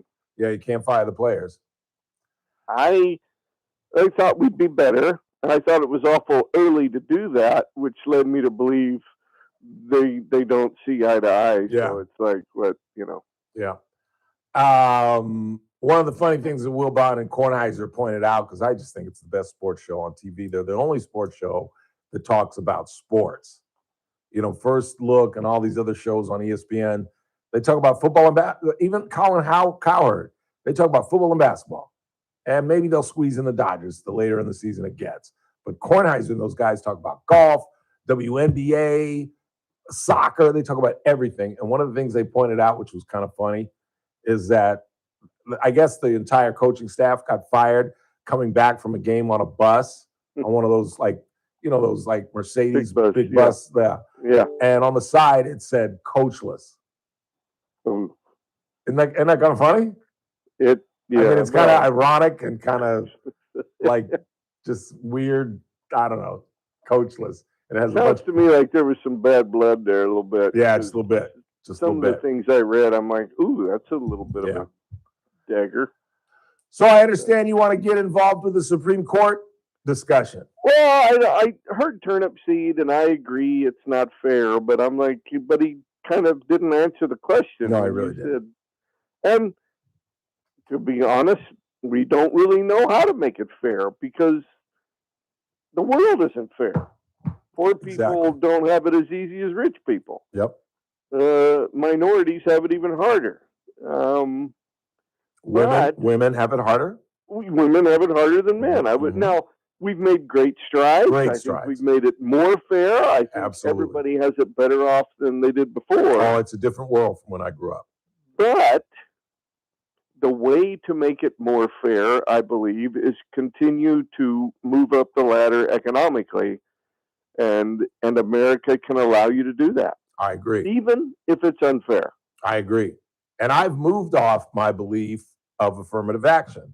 I don't think affirmative action, that's one thing that I'm willing to move off of, because I think that the opportunity for an education has radically changed from the 70s and the 80s to now. Agreed. Like, you have to try not to be educated in the 21st century. You have to go out of your way. You may not be able to go to a super rich school. That's right. You can still get the degree. But you can go to Bakersfield College. That's you can go to Saracosa. You can go to Porterville. You can go to one of their satellite campuses. There's no excuse for you not to be educated. And that's why I won't give Black folks a pass on our lack of true economic uprising, because we are the single only minority on this planet that has not solely grasped that education is the absolute magic bullet. The Sikhs have figured it out. The Asians have figured it out. The Latinos are beginning to figure it out. Go look at BC. Go walk the campus of BC and see what you see. It ain't nothing but brown people, and they don't look like me. They're a little lighter than me. They're Hispanic. And Black folks are the only ones that haven't figured out, if we embrace education, no matter what school you go to, no matter what neighborhood you are in, if you keep your nose to the ground and in a book, you will succeed. And the more you have to fight through it or struggle, the more you learn along the way. And I think you can go even higher. Damn Skippy. But it's not easy. No, it's not. No, it is not. But life isn't easy. I keep trying to tell my audience that, and they tell me I'm pessimistic. Life is a struggle. It is meant to be a struggle. Yeah, if it wasn't a struggle, you couldn't enjoy the high times. Yeah, if it wasn't a struggle, pennies would have fell from heaven, and I would have went to Harvard. Yes. What would be the joy? If life wasn't a struggle, what would be the joy of achievement? I agree with you wholeheartedly. You know, if everybody could achieve and we were all successful, there is no joy. That's why there has to be a hell. There has to be There has to be an opposite. In fact, you could argue that those that didn't would be even more ostracized or chastised or picked on or whatever you want to call it. Absolutely. I just think it's a horrible thing politically because it's going to begin this race war. Politically, we're messed up because of the gerrymandering should not be exist. And it goes both ways. Should not exist. The New England states vote, 45% Republican, and they have no representation. Exactly. That's insane. And it's almost the same thing here. Right. Where every state candidate runs and gets 45% of the vote, and yet it's 80-20 in the legislature, if not more? Yeah. It's crazy. Yeah. It's crazy. Now, with that being said, if you don't have representation, it's terrible. Yes. And it creates much more of a partisanship because you get more extremes.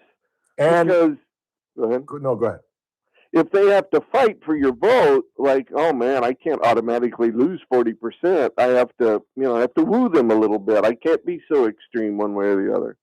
And I think you're going to stifle vote in those black districts that were once black districts, because those districts that once saw black legislators are not going to see them, and they're not going to be as impulsed to vote. It'll be flyover. They're going to say, "Why should I vote? The Republican's going to win." Right. So why should I even go out and vote? It's going to suppress the vote, I believe. But what do I know? What do I know? Hopefully, since this is America, and since we've all been doing better for a long time now. You could argue the whole globe is doing better. That continues. However, I mean, there are things. The economy isn't growing like it did during the Industrial Revolution. We have a lot of. I mean, there's a lot of conflict, and yet we have it great with technology. We have it greater than we ever had. Yeah. So, do you know what I could argue life isn't? But go ahead. Do you know what I think is going to solve this problem in 20, 30, 40, maybe 50 years? Please. Your relationship. Expand. Interracial marriages and interracial children will solve this, because it's fourfold from when I was growing up in the 70s and the 80s. Like it was, I've told the story, and this was in the 90s. I'm walking through a Nordstrom with Roxanne. We're holding hands, and there are two very affluent black women sitting on a table, and they've got the Louis Vuitton, they've got the bling. They're clearly upper middle class. And Roxanne and I walk by, and one of the ladies says, "Look at this MF here." Oh. And I look back, and she looks at me like, "What? What you gonna say?" Oh. And I was just like, "Damn." And but it's different today. I think people look. You know what gets bigots to embrace interracial marriages? Having grandkids. You damn right. You damn right. When those grandkids come out, they're like, "Damn." And let's be honest. Let's be honest. Black folks may hate me for this, but ain't nothing more beautiful than a biracial kid. That complexion, that caramel, that white, black. Oh man, and that's just my opinion. That's just my opinion. It's funny. My wife and I, 20 some odd years ago, I don't know the exact time, we took a train to Florida. And going through the South, it was a little different. Yes, I bet it was. Unbeknownst to me, because my wife is like, and I'm like, "What are you talking about?" I mean, like, I can handle situations, but she was like, "What do you?" And then I started, and I'm like, "Oh, I need to kind of pay attention around here." Yeah, a little bit. Yeah, it was odd to me. You'll get some looks, that's for sure. Yeah, looks, and I'm like, "Well, yeah." And my thought was, "What are you gonna do about it?" Yeah. But it's fascinating, and I often wonder.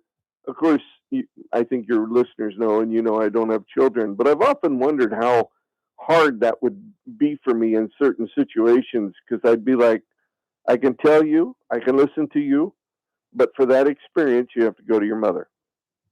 I can teach you, I can listen to you, I can even educate you, but for you to understand it better, you have to go to your mother for that one.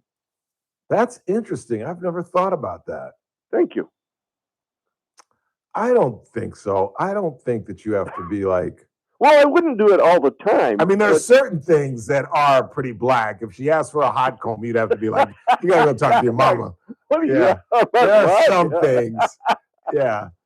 Baby, I'm sorry. I don't know what a hot comb is, and I don't know how to work it. You go and talk to your mama. As empathetic or understanding as I may be, I haven't experienced it like you have. There are some things. No, baby, I'm sorry. You're going to have to ask your mother to kick the neck bones. I don't know what you're talking about. There are some things. Yeah. Help you clean the pig feet? No, you're going to have to ask your mother about that. I don't. It'd be fascinating. That's funny. I never even thought about that. Yeah. All right, run out of time. What are we looking at? Economy. It was a good week for the economy. Oh, the numbers. I am starting to become more along the lines of Trump is going to get extremely lucky if he can get this Iran thing taken care of, because the economic numbers are coming in pretty darn good, even though people feel bad. Yeah. Do they feel bad because they are bad, or do they feel bad because certain stations tell them that things are terrible every day? Well, that's part of it. That's absolutely part of it. The media is fueling. I mean, I heard, and I almost got it. Maybe we'll get it tomorrow. But Pete Hegseth was going before Congress today, and very rarely do I support Pete Hegseth, but I do in this case because one of the Democratic congressmen described this as a quagmire. And Hegseth was like, have you lost your ever-loving mind? I served in Afghanistan. Do you know how long we were there? I served in Iraq. Do you know how long we were there? And we've been in this situation for 2 months, and you're going to call it a quagmire? Do you know what you're doing to our military by telling these guys that they're involved in a quagmire? They've been there 8 weeks, and you're calling. And I totally agree with that. And it's like the Democrats and the liberals. It is literally, and he said this. I'm quoting Hegseth. It's as if they're rooting for the Iranians. It does. It really is. It does. I hate to even think that that's possible, but the more they preach quagmire, the better they feel they are politically. And how do they think that when the Iranians hear that? What impact do they think that has? Right. We can wait them out. Damn right. Yeah. We can win this. Yeah. Even their senators think this is a mess. Yeah. That is almost treasonous to me. Whereas how much more strong do we appear if we're unified? Exactly. Or just shut up. Right. Just say I'm against this, but I'm not going to criticize it, but I'm against it. I'm going to be on record. You don't openly criticize it. You make me think of my dearly departed mother. Yeah. You don't have anything nice to say. Don't say anything at all. You're damn right. You're damn scared. I don't get it. She's had a lot of those that I'd be like, wow, Mom, thank you. Yeah. I should have listened better when I was younger. How long can we spend this kind of money, though? He also broke down how much money we're spending. It's like, whoa. Yeah, the debt went up again. 29? Crazy, yeah. I looked, the first of the year, we're up over $659 billion. So, that's what, we're only a third of the way. Almost $2 trillion going up a year right now. That's a lot of money. $2 trillion. I have repeated this for a long time, and if government doesn't want to do anything about it, which they sometimes talk around the edges, but they never do anything, eventually the market will force correction on us, and I don't think that will be very kind. So, are you predicting a recession? Well, think of it this way. If your house is deteriorating, do you fix it or do you ignore it? And if you ignore it, does it become a problem that you can no longer ignore? So, yeah, I think if we continue down this path, eventually we have a dollar crisis. We can't borrow. I mean, it'll be very ugly.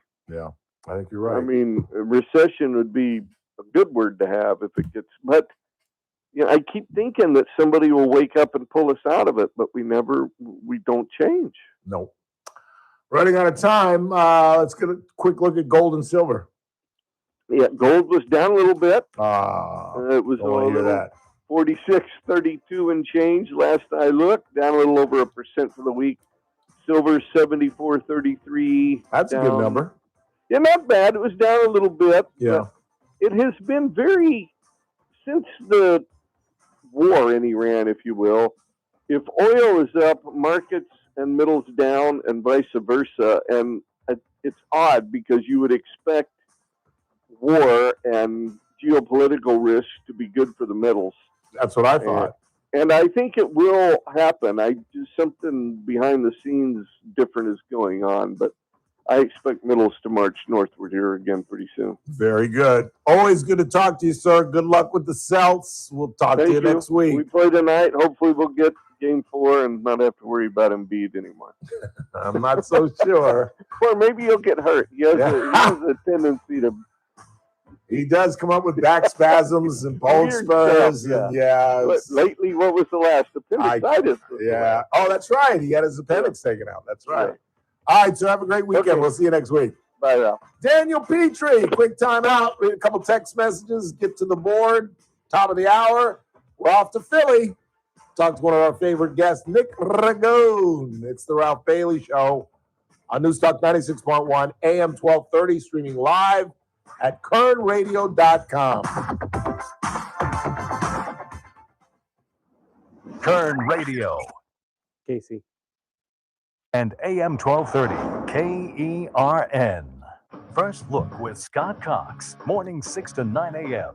On the Friday edition of the First Look program, we'll talk to Stan Moe about the Piles Boys Camp Barbecue. We will have Scarlett Sabin and some other sane people about the mother of all car shows coming to town this weekend. We will have state-of-the-art news and traffic and weather. It's all happening 6 to 9 a.m. right here at News Talk 96.1 and AM 1230 KERN. News Talk 96.1 and AM 1230 KERN. Hope you were with us yesterday when Haley Miner, the diminutive, beautiful bartender from the Stockyard next door to Casey Steakhouse, joined us. She was an absolute hit. There were 3 or 4 guys like, she's really cute. Well, that's typical at Casey Steakhouse. All the waitresses and all the bartenders are absolutely beautiful. So head over to the Stockyard. It's right next door to the main restaurant where Haley will be there Thursday, Fridays, and Saturday nights. I found out that Lottie, the acoustic guitar player, is there only on Saturday nights. But in the main restaurant, as you probably know, Jimmy and Bobby are providing live music Tuesday through Saturday. And, of course, the Stockyard can be used as a banquet room. I've told you Kathy Abernathy uses it for election parties. I know the medical folks use it for luncheons. It can dinner situation, or you can just have dinner in the restaurant with Haley and Loudy on Thursday, Fridays, and Saturday nights. Where would you rather be than on F Street, either in the main restaurant at Casey Steakhouse or right next door at the Stockyard? An absolute game changer for Cassie Biddle, owner-operator of Casey Steakhouse, longtime sponsors of the Ralph Bailey Show. Most people don't want more financial information. They want clarity. They want to know they're making the right moves and that someone's actually paying attention. That's what we do at MoneyWise. I'm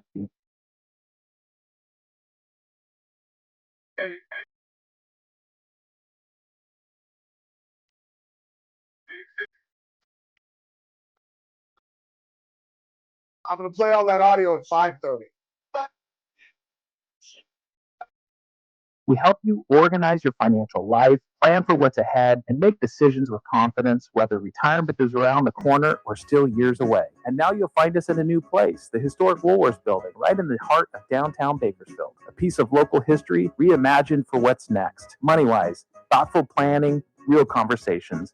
Visit moneywiseguys.com to get started. Securities offered through LPL Financial, member FINRA, SIPC. Investment advisory services offered through LPL Financial. LPL Financial and MoneyWise Wealth Management are independently owned and operated. Support comes from Amazon Business. You can't rely on guesswork to run your business. With Smart Business Buying, innovative AI tools optimize your purchasing experience, paired with delivery options built for business. Empower your team today. Learn more at amazonbusiness.com.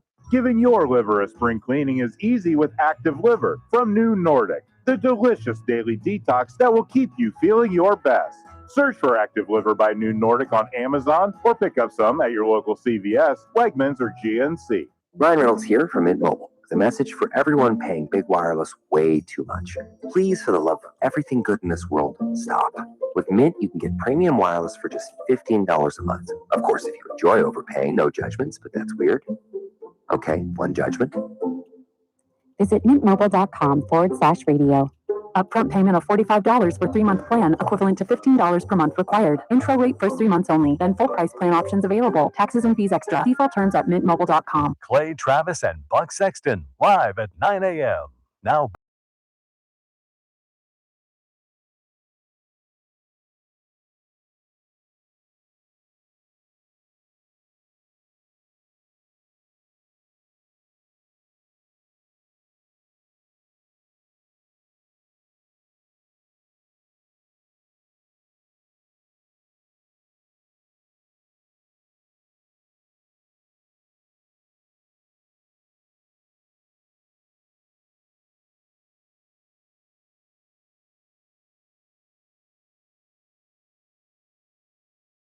-87s. Is that you, Lump? Whoever it is, because my typing is horrible, typed in there. Whoever it is who's claiming that nobody on this show apparently understands the Supreme Court case, call the show and make me sound stupid.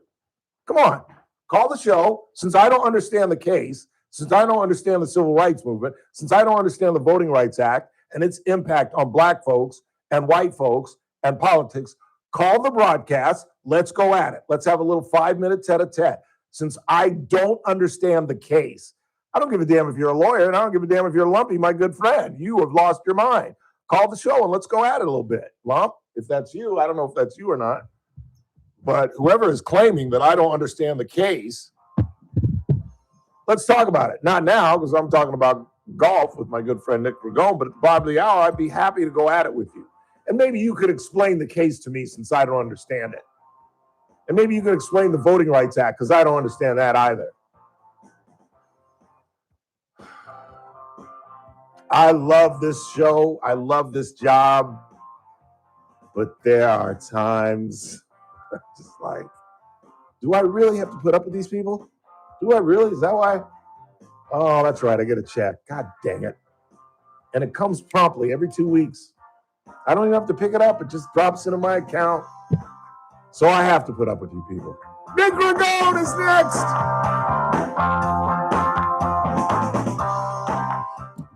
Kern Radio, AM 1230, KERN. 96.1 FM, K241CI, Bakersfield, an American General Media station. News this hour from Town Hall. I'm Keith Peters in Washington. A veteran U.S. Senator met this week with the head of the Secret Service to discuss the security incident at the White House Correspondents' Dinner. Correspondent Greg Clugston reports. Republican Senator Chuck Grassley of Iowa was briefed by Secret Service Director Sean Curran on the security threat. We're going to get a thorough review by the Secret Service of what went on. During an interview in his Senate office, Grassley told the Salem radio network that the agency is closely reviewing its security posture. It's too early for them to say if they may change any protocols. The 92-year-old Grassley was the highest-ranking official in the presidential line of succession, not in attendance at last weekend's dinner.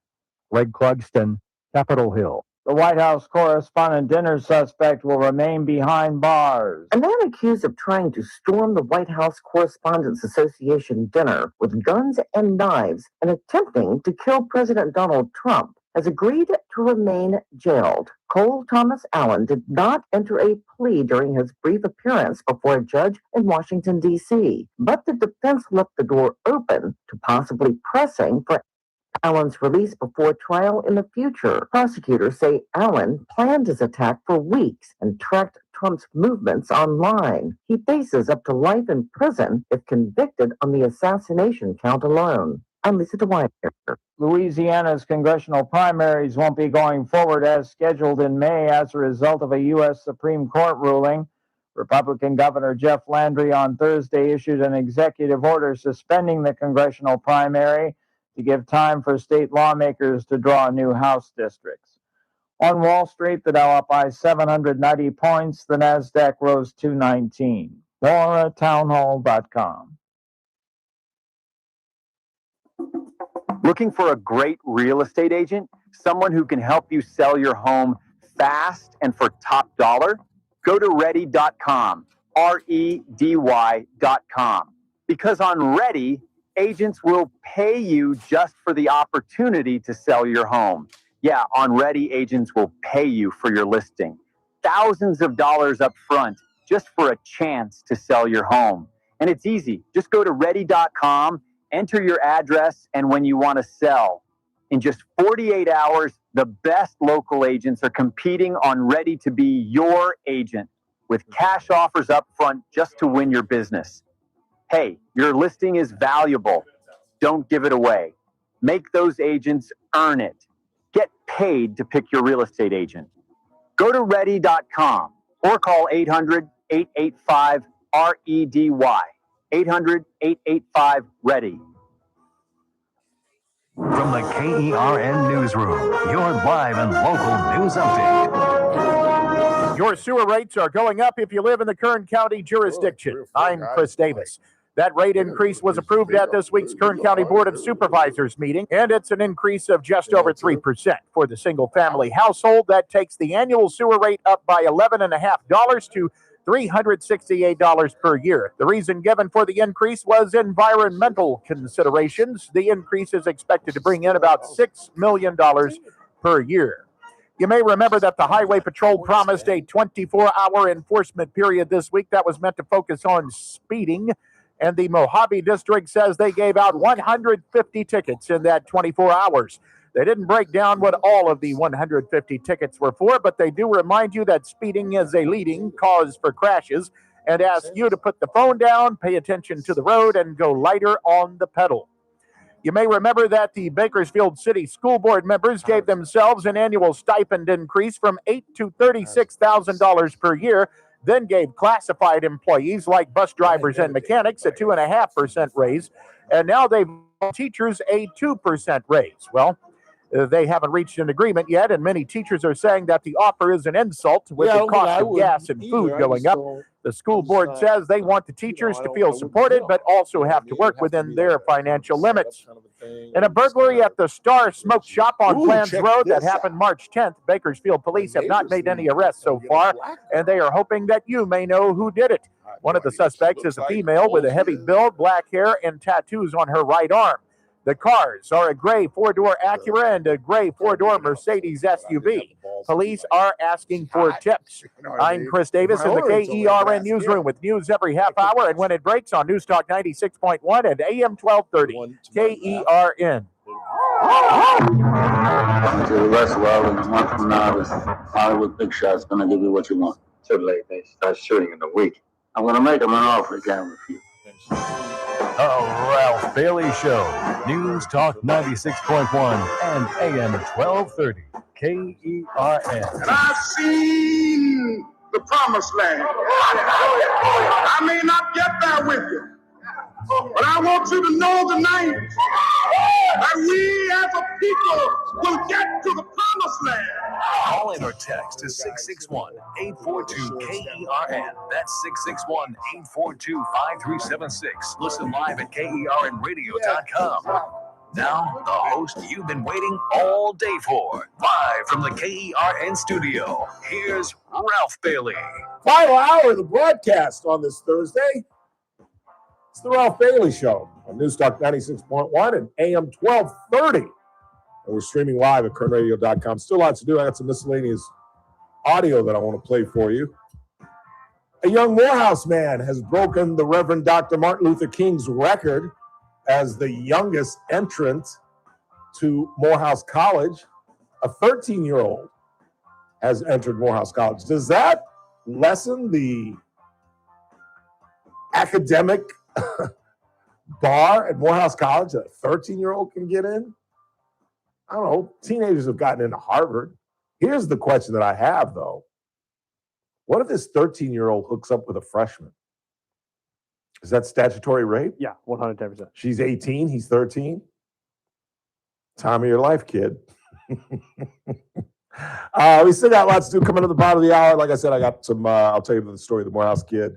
We've got some high-speed rail audio, and you will hear from Steve Hilton, the leading candidate still in the gubernatorial race. We're going to get one Republican in there. Now it's a matter of will Chad Bianco join him? I doubt it. Xavier Becerra is mounting a charge. He went from 3% to 13% when Eric Swalwell dumped out. So we'll talk about that. But first, we're off to Philadelphia, which means we're talking golf with our aficionado, Mr. Nick Ragone. How are you, sir? Good. I'm very good. I love the Dr. King. You know, I did a video on his. I've been to the mountain. The great speeches of the 20th century, and I've always said his finest speech. That's what I've said, and I've also concluded, in my opinion, that he knew he was going to die soon. I think he had a premonition. I absolutely believe that. 100%. Because Andy Young, who I got to know, he ran for mayor when I was in Atlanta, and Ralph Abernathy, whose son, Ralph Abernathy Jr., I went to Morehouse with and got really close with, because we were both RB Jr. and we made fun of that, blah, blah, blah. And they all said King never, ever talked about death, not with his cohorts, not in speeches. He never, ever discussed it. And you're telling me 8 hours before he's shot in the jaw, he brings up longevity and how he'd like to live a long life.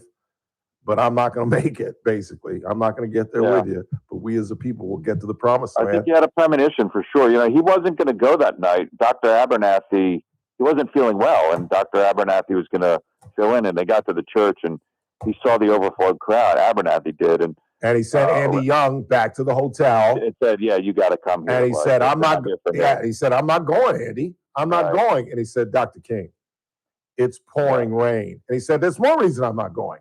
He said, "Yeah, but it's standing room only. There are people standing outside in the rain waiting to hear you." Right. And King famously said, "Get my jacket."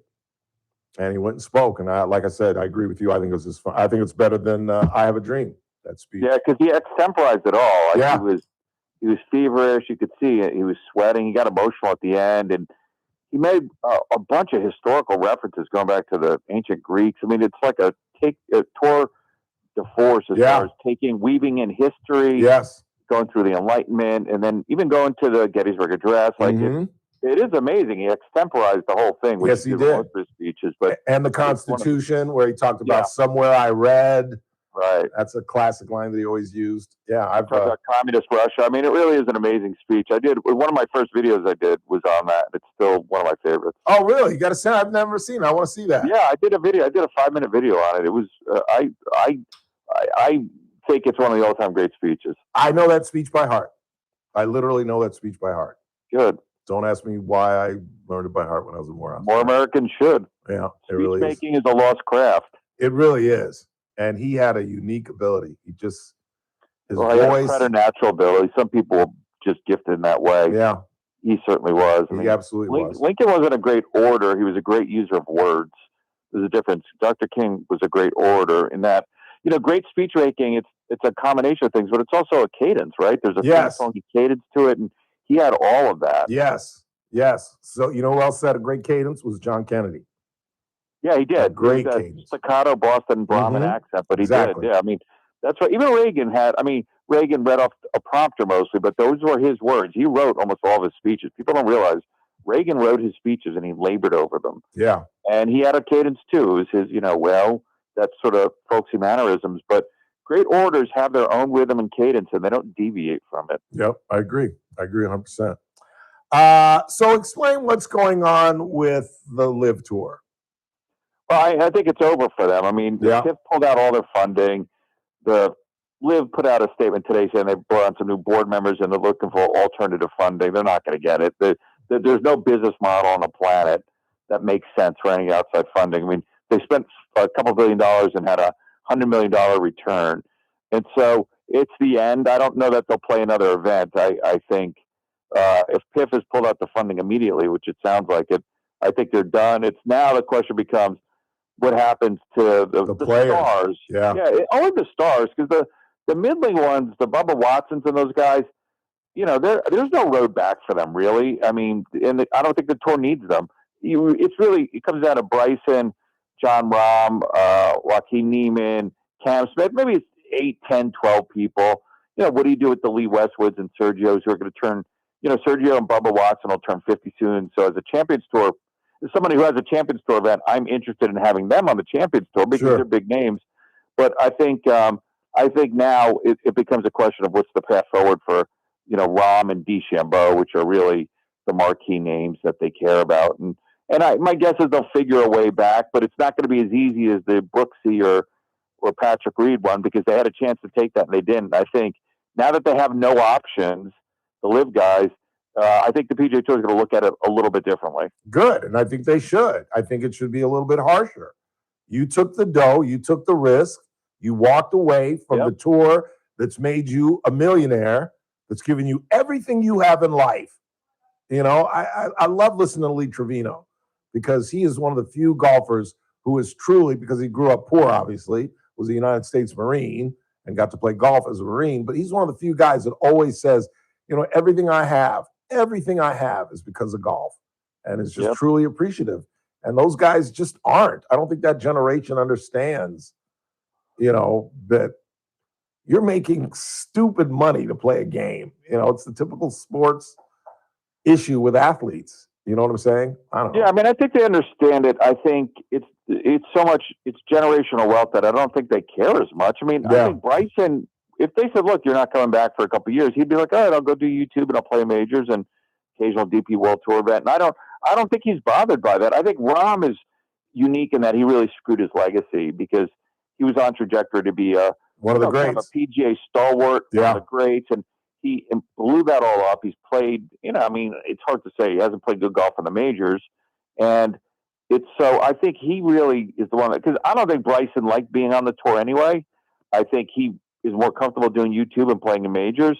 I'm not saying he'll do that forever, but like, I don't think this bothers Bryson. Cam Smith seems totally happy being anonymous and playing bad golf. I think Rahm is the one that really is in a very awkward spot, because he really, I think, tarnished his reputation. In some ways, Bryson's reputation is better just being a YouTube golfer. I think he's won a whole new, you know, kind of audience, and he's really the king of YouTube golf, and for whatever that's worth. And he's won 2 U.S. Open, so his legacy's kind of already defined. Cam Smith's legacy is already defined, in that he's the guy that took the money and ran. DJ has 2 majors. His legacy's defined. Bubba Smith's legacy is Bubba Watson. I think Joaquin Niemann will get a path back to the DP World Tour, and he'll play some good golf, and a few of the other ones will. But, you know, it'll be curious to see. I think Rahm in particular is not going to be welcome back. Yeah, that's what I was just going to ask you. Has he and Sergio, with his most recent display at the Masters, have they talked their way or acted their way out of being part of that Seve Olazabal pantheon among Spanish players? Yeah, 100%. I mean, I think if you think about like Spanish golf, you obviously have Seve and Ollie, who are 2 of the all-time greats. Seve's one of the all-time greats. Ollie, 2-time Master winner. Sergio on the Masters. Rahm on the Masters. It was such a great legacy. Yeah. And I think Liv has imploded that. And you're never going to think about. I mean, Rahm might not ever play in another Ryder Cup, and he was already one of the greatest Ryder Cup players of all time. So was Sergio. Sergio's legacy was mostly the Ryder Cup and then the Masters. Yeah. And that's all out the window. And I know, they got a lot of money for it, but they had a lot of money to begin with. But like, legacy is, you don't get that back. And I think Sergio's really hurt his legacy. And he's too old to change it. He's 47 or whatever. Rahm's still in his prime or whatever's left of it. But they're not Seve and they're not Ollie and they're not great. They're not going to be remembered for their great Ryder Cups anymore. They're going to be remembered for Liv. Yeah, and CBS is going to play that video of him. Forever. Just the whole thing. They had a very bad Masters. With Sergio in particular, and Rahm didn't really play. Play good golf and seemed off. And the Liv guys in general have not been playing well. Patrick Reed looks liberated from Liv, and I think, look, at the end of the day, was Liv a raging failure? Yes, but it also changed the tour. There's no doubt the tour would not have changed were it not for Liv. The purses grew by 150%. Yep. They went to the signature events, the Rory Tour, as I call it, the 2-tiered tour. They changed the whole nature of the PGA Tour and the economics of golf forever. So Liv was disruptive, absolutely, 100 million %. You can't deny that. Completely disruptive, but at the end, a colossal failure. Yeah, it was kind of like... Of course, Phil's legacy, that one hurts because I love Phil, and I've always loved Phil. I've always been a huge fan. Phil's still a top 10 player of all time in my book, no doubt about it. His win at Kia was maybe the greatest golfer in golf history.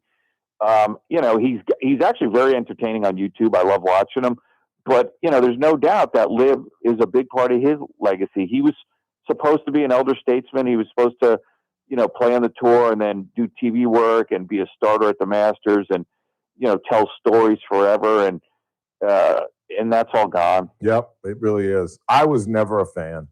I just never was. I don't know why. He's the Eddie Haskell of golf. I always saw him as Eddie Haskell. Like he is what he is. Thank you. But I still liked him. He's entertaining. He's Eddie Haskell. Yeah. I'll leave you with two things. One, what do you think of Jim Furyk as a Ryder Cup captain again after his just abject failure his first time? It's an interesting choice. I think they went from radical experiment Keegan to the safest possible choice, and I don't know if it's any better. Like, look, I didn't think Keegan was terrible, by the way. I think he got dealt a bad hand, and at the Euros made everything, and Bethpage was set up funny. Yeah. And we almost won it. I think they overcompensated for the out-of-the-box nature of Keegan by going to Jim Furyk, who I like Jim a lot. I know him. He's 57. He hasn't been relevant for a while. He's not as connected to this generation as maybe. I mean, it's a little bit of an odd pick. I thought Justin Leonard would have been a slam dunk. I'm shocked he's not captain. I mean, it makes total sense having a Justin Leonard up there. And, not having Tiger and not having Phil be captains is a huge blow. I mean, look, Phil would have been a great captain. I know it's never going to happen again, but Phil, I mean, they're missing out on Phil and Tiger.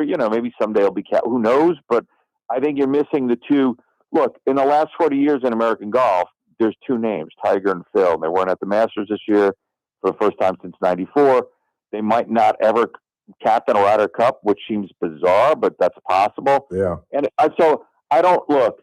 I think the Europeans are massive, massive, massive favorites to win on European soil. Where are they playing again? Not in Italy. I know it's in Europe somewhere, right? Because they were just at Bethpage. I do not know, to be honest with you. Oh no, it's at something Manor in Ireland. So. Oh, that's right. That's right.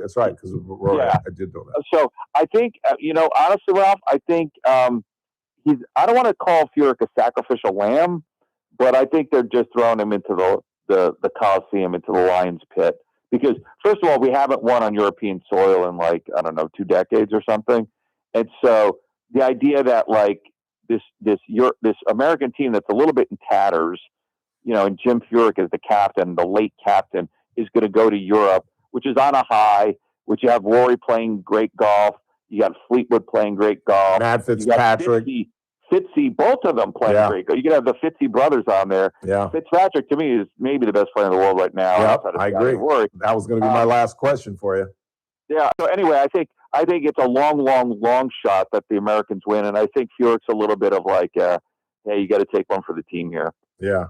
Did you see that shot Fitzpatrick hit on the final hole of the playoff down in Hilton Head? Yeah, I mean, it was that amazing. was one of the best. He pulled it. If you see, he let his hand off the club. He actually pulled it. But look, Fitzy has done a makeover the way Bryson did. And if you look at his swing when he won the amateur at Brookline about 10 years ago, it was like a very methodical, flat, slow swing that super pretty, but didn't generate any power. And now he has a whippy sort of Bryson-like move where he takes it inside, comes over the top, has perpetual motion. He went from one of the shortest hitters to a bomber. And it's made all the difference in the world. I mean, I absolutely love his game. He's fearless. I was rooting for him and his brother. I think it's a great story. And I think Fitzpatrick could win multiple majors. I mean, I don't think he's a flash in a pan. No, not at all. The guy won the amateur. He's a legit player. Obviously has won the U.S. Open too. And I think, I'm going to see him in 2 weeks at Aronimink. The PGA's coming up here 10 minutes from my house. Got my passes today, my tickets and all that. And nice. I'm looking forward to seeing Fitzy. I'm going to follow him. I mean, I can't wait to see him. That is pretty cool. We'll look for you on TV. Yeah, absolutely. Look for me on TV. Maybe you'll see me. All right, I'll text you updates from the course stuff. You want me to be my absolutely already a special correspondent to the Ralph Bailey Show from Aronimink. Are you going on Thursday, Friday? I'll be up there Friday, Saturday. Outstanding. We'll talk to you Friday then. That'll be cool. Yeah, we got to talk early and then we can do a little preview. Yeah. But some course stuff would be outstanding. All right, well, good. Have fun. Appreciate you taking the time. Send me more videos of your swing. It looks better. Hey, you know what? That's what I was going to tell you about. I'm changing it yet again. Really? I'm speeding up my backswing. Well, look, I like that. I think speed generates speed. You had a very slow swing. Yeah, I'm all in favor of that. Like, if you look at the guys on tour that bomb it, like Bryson and now Fitzy and others, they all take it. They have a lot of speed from the get-go. That's the only way you generate power. So I'm all for it. A guy who was on the tee watched me, says, you might want to think about speeding up your backswing. You got a really slow backswing and get in a position and just let it go, man. Yeah, let it fly. I did, and I bombed a couple, and I was like, holy Toledo. Maybe this will work out. I'm going to try it this weekend. I was working on something on the range. I took 3/4 swings, but I was trying to go max distance because it forces you to generate all the speed with your lower body. Yes. And I was hitting 6-irons, flying them 200 yards, which I usually hit a 6-iron 190. Wow. With a 3/4 swing, I'll send you the video. But I was doing that Justin Thomas thing where you squat down and leap up. Yeah. It generates speed. It's not my normal swing, but like it forces your body to go really fast and hard. And I actually was hitting it straighter because you're going so hard, you don't have time to steer it. Yeah. It's cool to, you got to videotape your swing, because I found so many things in my swing from the video that the club was hanging over my head, that I'm not really turning my body where my foot should be up in the air. My back right foot should be up in the air. It's never back. It's never like that. It kind of turns with my body, but it's not, I'm not on my tippy toes as most golfers are on that right foot. You know what I'm saying? Yeah. Yeah. No, look, every time I think I feel something, I look at the video and I'm like, wow, that's not what I was feeling. Exactly. That's what's helped me, just videotaping my swing. I'll send you something this weekend, as a matter of fact. Yeah, definitely. All right, sir. Always great to talk to you. We'll talk to you in a couple of weeks. All right, Bob. All right, man. Appreciate it. Nick Ragone. Quick timeout. Not a lot of time before we get to the bottom of the hour. It's the Ralph Bailey Show on a Thursday right here on News Talk 96.1, AM 1230. Streaming live at kernradio.com.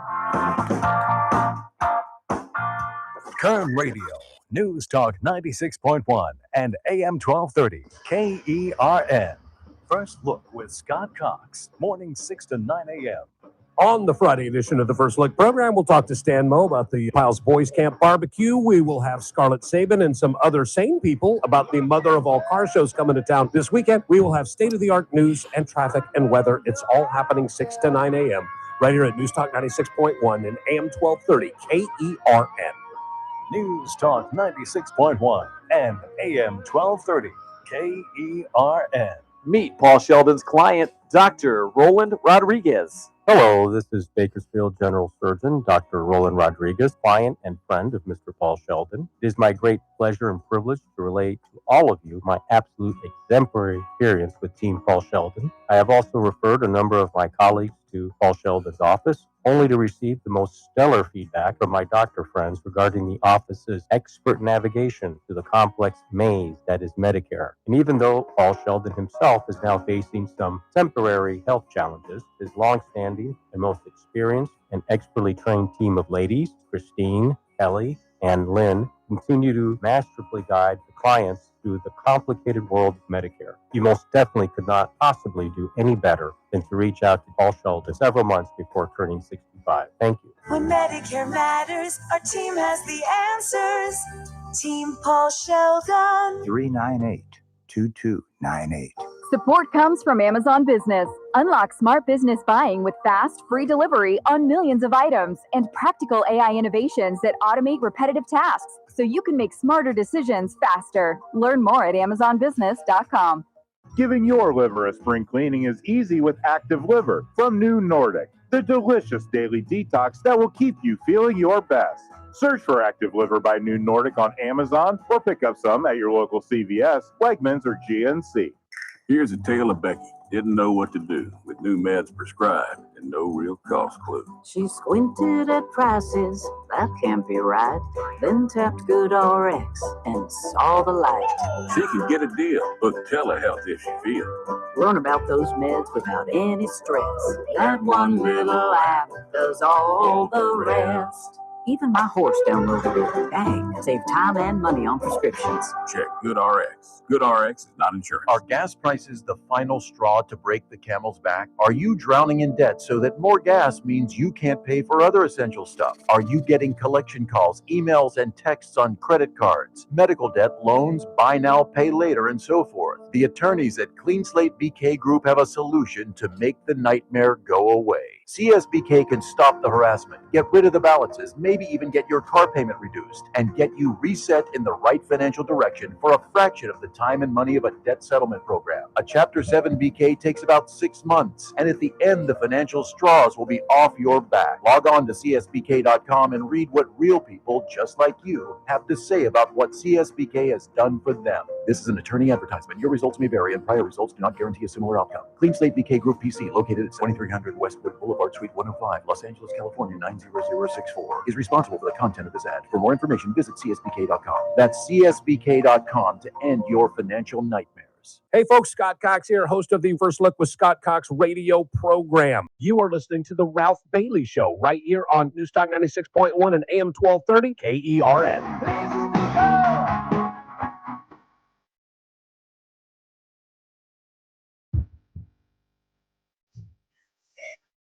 Anybody got any suggestions where I should have dinner downtown? Get my hair cut tonight, and I'm thinking about maybe walking over to Bill Lee's. Ooh, that's a good one. Having the girl, we just were at Bill Lee's last weekend. I'm thinking about having her meet me somewhere downtown, like Eurykio's. But there's nothing I can eat Eurykio's. I mean, I guess I could eat the chicken piccata. But I love that fettuccine. I personally love rice bowl. Rice bowl over Bill Lee's? I do, yeah. And it's funny, so does the girl, actually, now that I think about it. She used to take me to rice bowl when we dated hundreds of years ago. I've always been a Bill Lee's guy. I don't know why. I think because I've always loved the Lee family. Has always been very, very kind to me. The father was always nice to me when he was still alive. Brandon and Brian are very, very cool. I love the staff. Been going there for years. I don't know, anything else? What else you got? I haven't been eating downtown in a while, so I guess I could try one of the new joints downtown, like Moo Creamery or... Yeah, there you go. Isn't there Cafe Smitten, a Mitten, Kitten, something like that? Yeah, I'm not sure how late that's open, though. Quick time out. Last half hour of the broadcast. I've got some audio I'll play for you. We'll talk a little Dodger baseball as they head to St. Louis. That's all coming up. I would stick around if I you.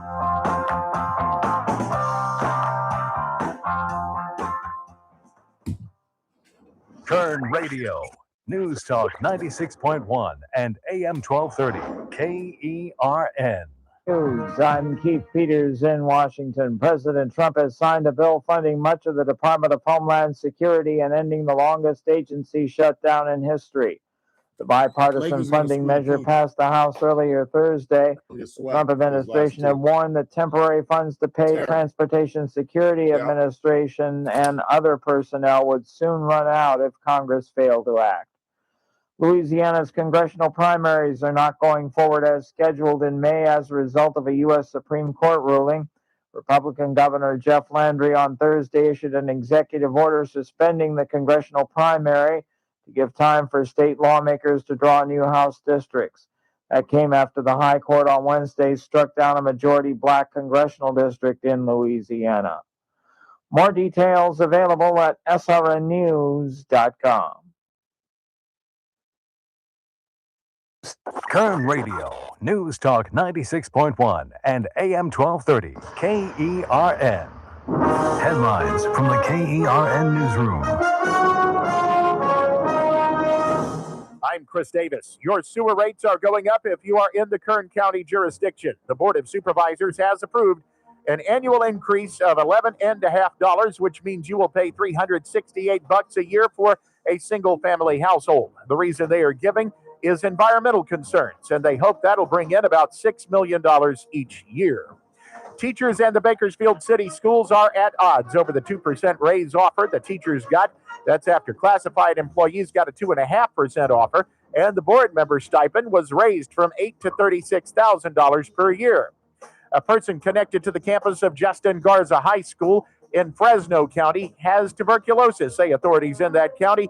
I'm Chris Davis in the KERN newsroom with news every half hour and when it breaks on News Talk 96.1 and AM 1230 KERN.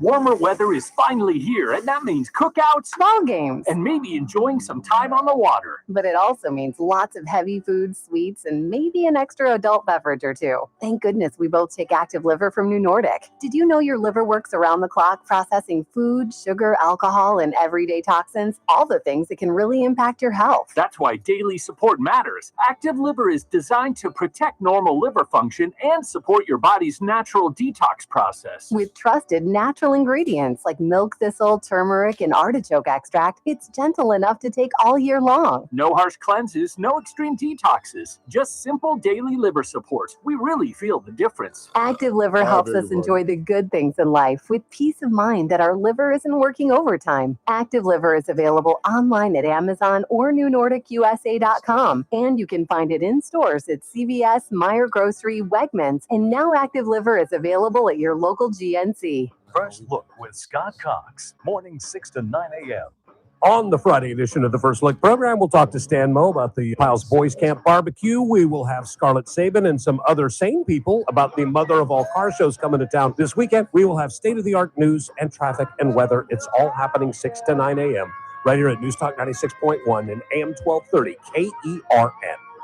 News Talk 96.1 and AM 1230 KERN. Hey, it's JR Flores. Catch my show, The JR Show, starting at 1 p.m. Now back to the Ralph Bailey Show on News Talk 96.1 and AM 1230 KERN.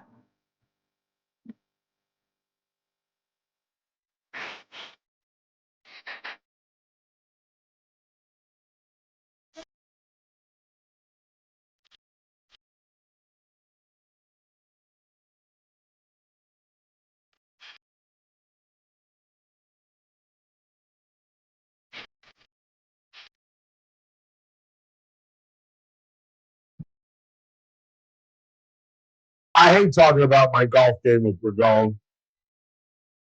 Why? Because the only time he's ever really seen me play, I was at my worst. I mean, at that point, when I went to St. Louis, I was playing. I told you the story, didn't I? That the tournament, I think, started at 11, and I got to the golf course at like 7:30, 8 o'clock, so I could hit balls. And believe it or not, I was striping it. So I went into it thinking, I was still having problems with my irons, but I had like this utility club that I was using back then, and I could hit that anywhere from 140 yards to like 190 yards, and I was using that all. He's hitting a 6-iron, 190 yards. Do you know how hard I hit a 6-iron? Like if I've got 160, I'm going to leave it. I might reach the green, but it ain't going to be flag high unless it's a red flag. You know what I'm saying? I hit it about 160 tops. When I used to hit a 6-iron, I used to hit a 6-iron at least 170, 175. I used to hit my 5-iron, 185. On 8 at BCC, I used to hit 5-iron. Now I'm hitting a choke down 5-wood, which is horrible because if it's a red flag with a 5-wood, I can't stop it. You know what I'm saying? So I have to, I'll hit the green because I hit my 5-wood pretty regularly and pretty accurately. But now I've got a 25-foot downhill putt on 8. And that's a tough 3-putt, man. But I feel it getting better and better incrementally. It's going to take me a long time because I hate to play during the week. It just screws up my whole routine. You guys really don't know how long it takes me to come up with all of that. That takes me like 4 or 5 hours to come up with all of that. It really does. Because it includes audio. I've got to watch the Today Show. I've got to watch the 17 News. Both of those I do on fast forward, where like I'll get up at 7 and I'll watch the lead on the Today Show just to figure out what the nation is talking about. Then I'll go back and speed through the KGT. See anything local, I'll stop and listen to the story. A lot of stuff I get from KGT, to be honest with you. And then around 9, I'll start watching the news mix to see if the president or Carolyn Levitt's going to speak. And if they're speaking, then everything stops and I have to watch and time it out and try to get some bites. And then at 10, I'm watching The View, not to hear these ladies cackle, although I felt very peculiar today. I felt like it was an out-of-body experience watching The View today, because as embarrassed as I am to say, when they talked about the Supreme Court case, I agreed with everything that came out of those women's pie holes, including Whoopi. And that was bizarre. Although she literally went on this stupid rant that I literally just sped through. She was talking about, I mean, if you think I'm a racist, you should watch The View and listen to the things that come out of Whoopi Goldberg's pie hole. It's like, Jesus Christ. Stop. I mean, anyway. But I agree with everything, particularly Sunny Hostin, who's a former federal prosecutor. And she talked about her mom, and that's what I thought about when this decision came down as well. You know, my parents were born in 1942, and so they were high schoolers through the 50s and in college in the late 50s and early 60s and could not vote. 1965, I was 3 years old when black folks got the right to vote. That doesn't like startle you guys? That in most of your lifetimes, people that look like me could not vote in the United States of America.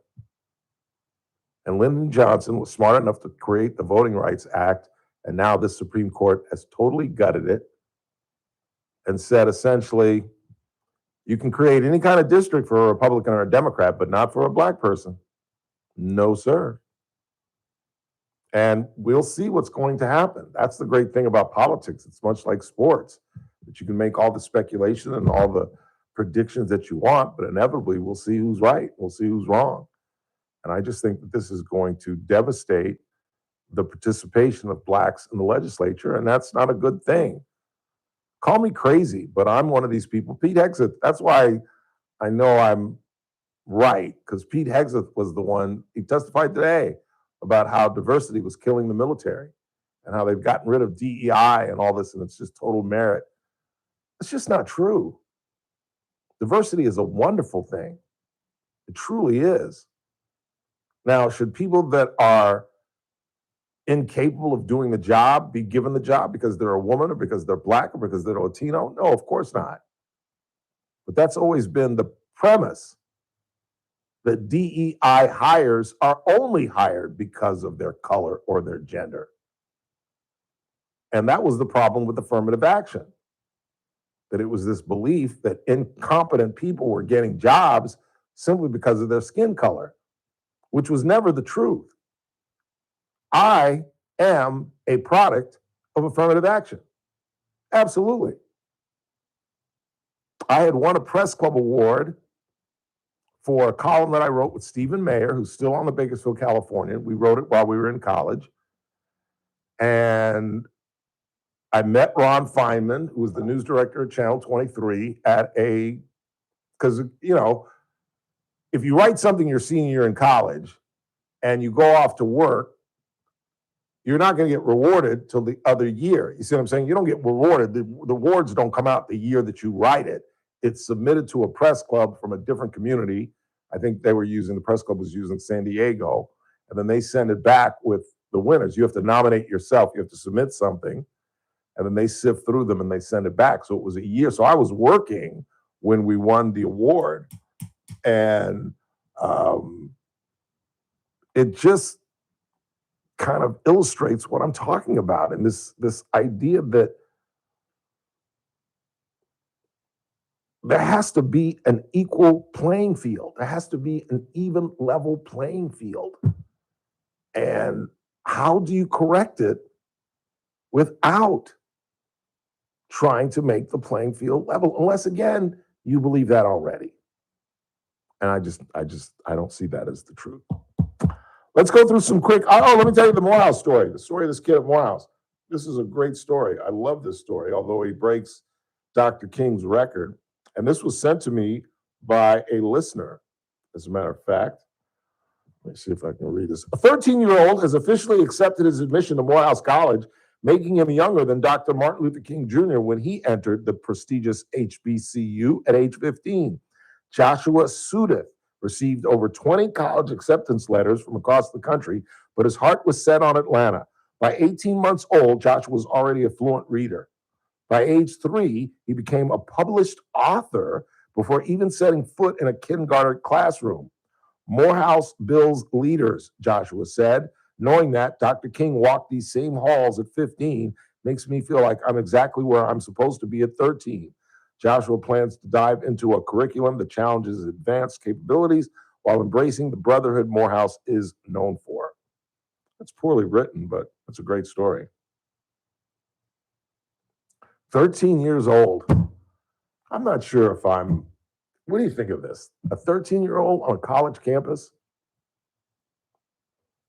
I mean, I think the brothers at Morehouse, because my first inclination was they're going to haze the crap out of this kid. They're going to give him so much crap. But then I was thinking, no, not the Morehouse brothers. I think they'll adopt this kid. I think they will encourage this kid and try to enable him. Yeah. I really do. I think they'll be impressed with this kid. Because I went through the same thing. I went through not a hazing, but as I've talked about constantly on the show, I left Morehouse the 2 weeks before school started because they were doing hazing of the incoming freshmen, and I just thought it was stupid.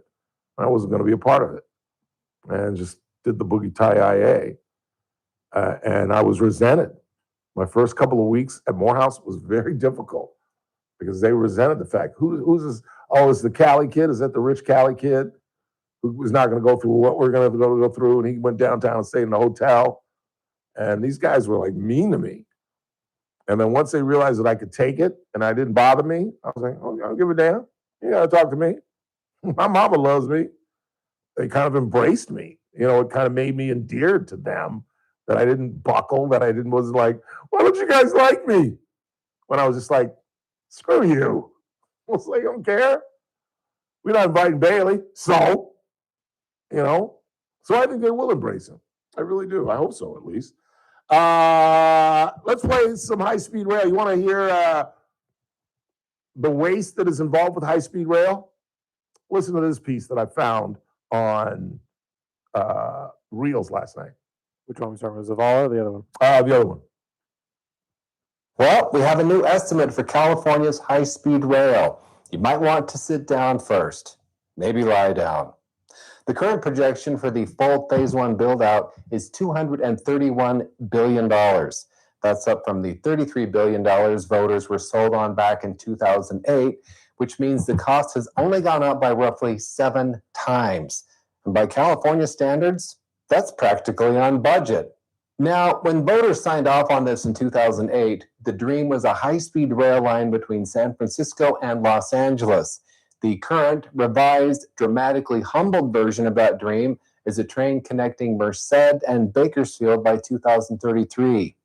It's rumored that their next fallback position is trying to connect Bakersfield to a slightly nicer part of Bakersfield. Weep, womp, womp. Okay, we don't need the comedy, thank you. But that's a nice little bit of sarcasm.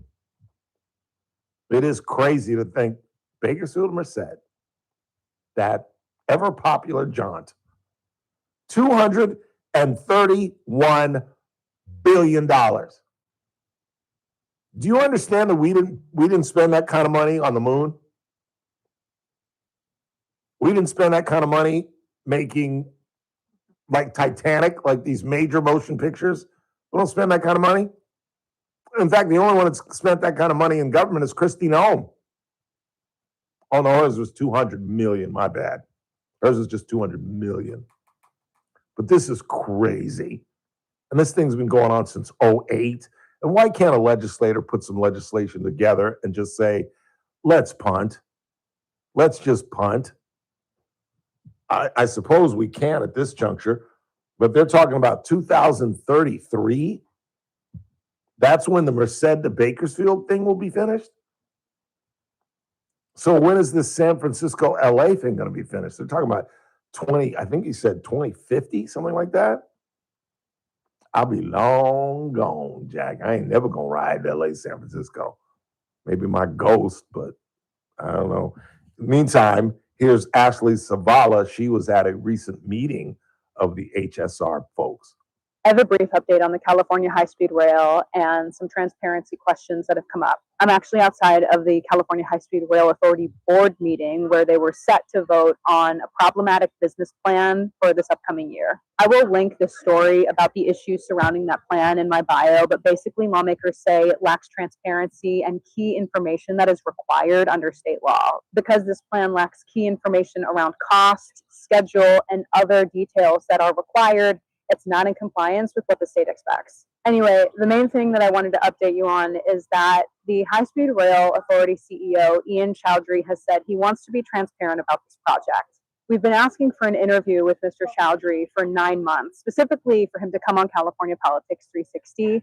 And then we asked again this week, just with the issues surrounding this plan and a hearing that happened earlier this week at the state capitol. So we showed up to this hearing to hopefully hear from the CEO to finally talk with him and do an interview. But that didn't happen. Mr. Chowdhury agreed to do the interview about the business plan, but said he would not do the interview if I were to ask questions about personnel and personnel matters that came up in February. He essentially wanted to limit the questions that I could ask. We could not agree to those terms. Mr. Chowdhury makes more than $500,000 a year on the California taxpayer dime. Journalists who are working to inform taxpayers about their use of funds should be able to ask questions of officials who are put on administrative leave for their potential actions. Chowdhury has been back to work for months. And the main purpose of this interview, again, was not about those issues, but about the draft plan. We hope to have the opportunity to speak to Mr. Chowdhury at some point. That was outstanding. She's a really good reporter. Because no reporter should stand for limited amount of questions. Some of you loyal listeners will remember during COVID that I made a big deal about the current health department, which was run by totally different people. It's now run by Brent Kerrigan, but there was a former director who was just a moron, if you ask me, just a moron. And it took our CEO at the time, and I forget his name, we were good friends, but he's moved on. Does anybody remember who our CAO was? Anyway, I made a big deal about the fact that they would have these televised news conferences with the health department and a surgeon and all these doctors, blah, blah, blah, blah, blah. And every news agency got one question. And I made a big stink about it. I said, well, that's not a news conference. That's not a news conference. And that's what she's saying. She's trying to ask these questions of this guy of the HSR. And he's saying, well, we've got to limit it to this and we limit it. And she says, no, I'm not going to interview you. That's outstanding. You should never put up with that as a reporter. That there are going to be questions that you can, unless it's, unless you got an opportunity to sit down with Elton John. And if he says, we're not going to talk about my homosexuality, then you say, okay, fine.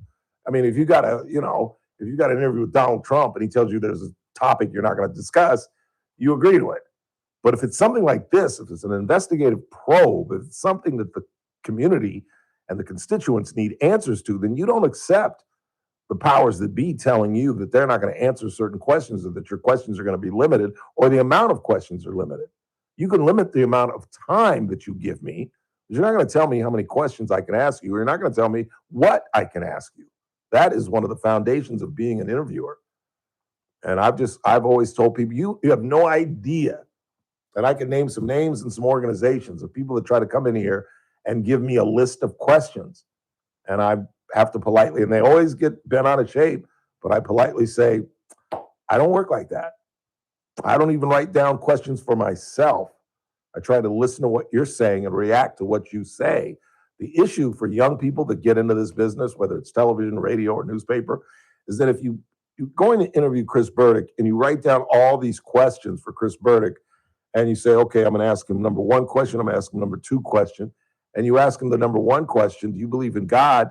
And he says, no, there is no God. It's a big myth. And you look at your thing and you say, well, do you have a budget? And it's like, wait a minute. The guy just said he doesn't believe in God, and you're looking at your questions and going down this list instead of listening to what he just said and reacting to what he just said. That's the problem with setting up questions. You're not really completely in tune with the interviewee. If you're smart enough, you should be able to ask 2 initial questions to get the interview started. You should definitely have that in your mind, and then just react off of what they say. And if you're not that smart, then you're just not that great of an interviewer, and there's nothing I can do about that. Let's go ahead and take our final break of the day. Not a lot of time when we get back. I'm going to get my hair did. I'm going to look all good, shaved all up, hair off the side of my face. I can't grow a beard, but I get like these 4 hairs on the side of my face. It's really annoying. And I try to just like pluck them. But I don't have a really, I did pluck them. But I don't have a real big, Scott's going to love that. I don't have a big threshold for pain, which is not true actually, but I got another one. Sorry, Scott. Quick timeout, wrapping this thing up. Keep it locked. Scott Jennings at the top of the hour. Tomorrow's a Friday. Rick Bentley, KGT entertainment reporter, and Chris Wilson. It's that time again. Tiger fight, casino night. It's become a staple in our community. We'll talk to Chris tomorrow. In the meantime, you are listening to The Ralph Bailey Show on Newstalk 96.1, AM 1230, streaming live at kernradio.com.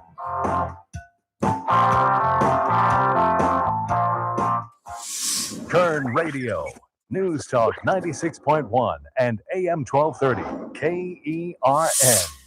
First Look with Scott Cox, morning 6 to 9 a.m. On the Friday edition of the First Look program, we'll talk to Stan Moe about the Piles Boys Camp Barbecue. We will have Scarlett Sabin and some other sane people about the mother of all car shows coming to town this weekend. We will have... Whenever you're ready.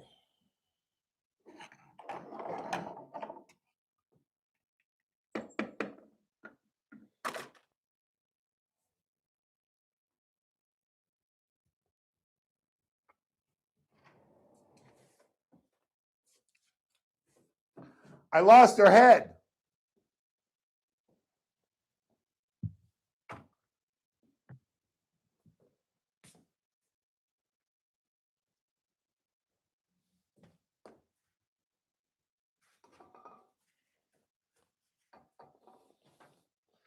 I found it.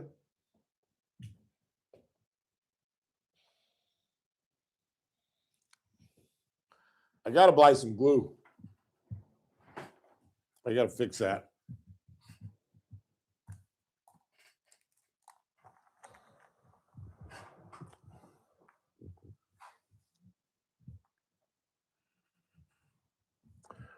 Three, two. I'm sorry. This Supreme Court decision is one of the worst handed down in the history of this court, because this is going to even make it harder for African Americans to get to Congress. It's going to limit states like Alabama and Mississippi, who have black populations in 25, 30%, and they have one congresswoman for the entire state. That's not right. This guts the cornerstone of the civil rights movement. 3, 2, it's that man again. Look what's coming up on the Friday, TRBS. It's a Friday. So Rick Bentley, KGE. It's 3, 2, it's that man again. Look what's coming up on the Friday, TRBS. It's a Friday. So KGET entertainment reporter Rick Bentley will join us. And it's Tiger fight time, casino night. Chris Wilson joins us once again. All that, and me at 3. It's TRBS right here on Newstalk 96.1 and AM 1230. I'll see you at 3.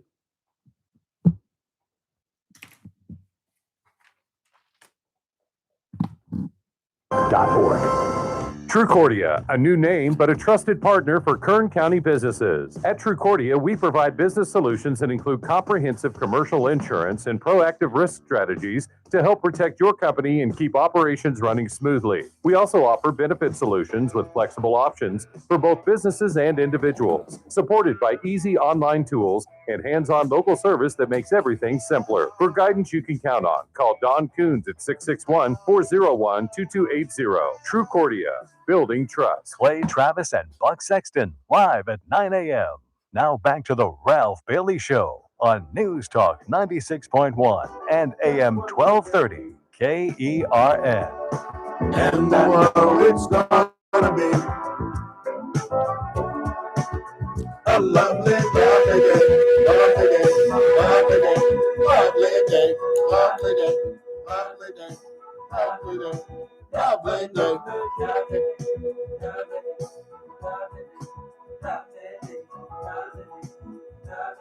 842-5376, 842-KERN. Let's read a couple text messages. I'm gonna go get my haircut. Do you think that the lack of African American representation in Congress in those states is racism or lack of qualified candidates running? I'm somewhat ignorant on those races. By races, I mean congressional races. What do you think I'm going to say? Yeah, there are no competent black folks in the South. You really expect me to say that? It's based on gerrymandering. It's been that way since the 60s, since the Voting Rights Act. What do you think they've been doing down in the South?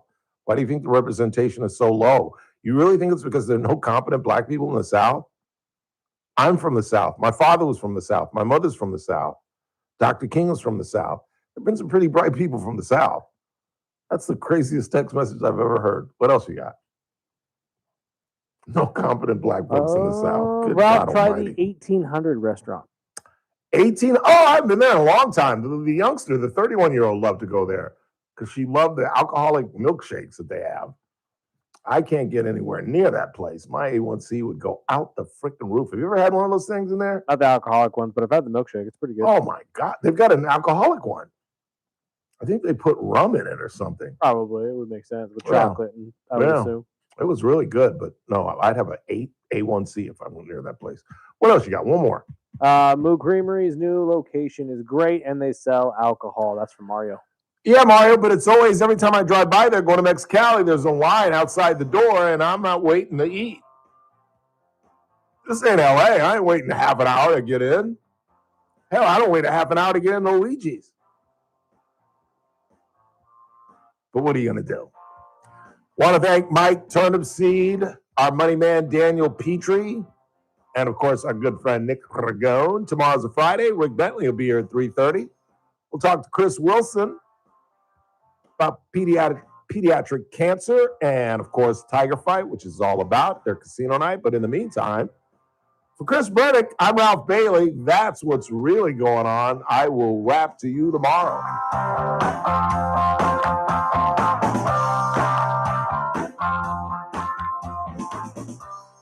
Kern Radio, AM 1230, KERN. 96.1 FM, K241CI Bakersfield, an American General Media station. News this hour from Town Hall. I'm Keith Peters in Washington. President Trump has signed legislation passed by Congress ending the shutdown of funding for the Department of Homeland Security. Connecticut Congresswoman Rosa DeLauro, the House Appropriation Committee's top Democrat, says the bill should have been passed months ago. It could have been done 76 days ago. I'll take it today. The men and women who are honorable, who are working every single day to defend this country are going to be not held hostage any longer by my Republican colleagues. House Speaker Mike Johnson says the House GOP again got the job done. In spite of our razor-thin, historically small majority, House Republicans continue to deliver for the American people. We will continue to do that for the remainder of the year, and that is a large reason why we are going to win the midterms so that the grown-ups can stay in charge here. Russia's proposed short ceasefire with Ukraine has President Zelensky concerned. Ukrainian President Volodymyr Zelensky says he wants more details about the May 9th ceasefire Russian President Vladimir Putin proposed to President Donald Trump over the phone on Wednesday.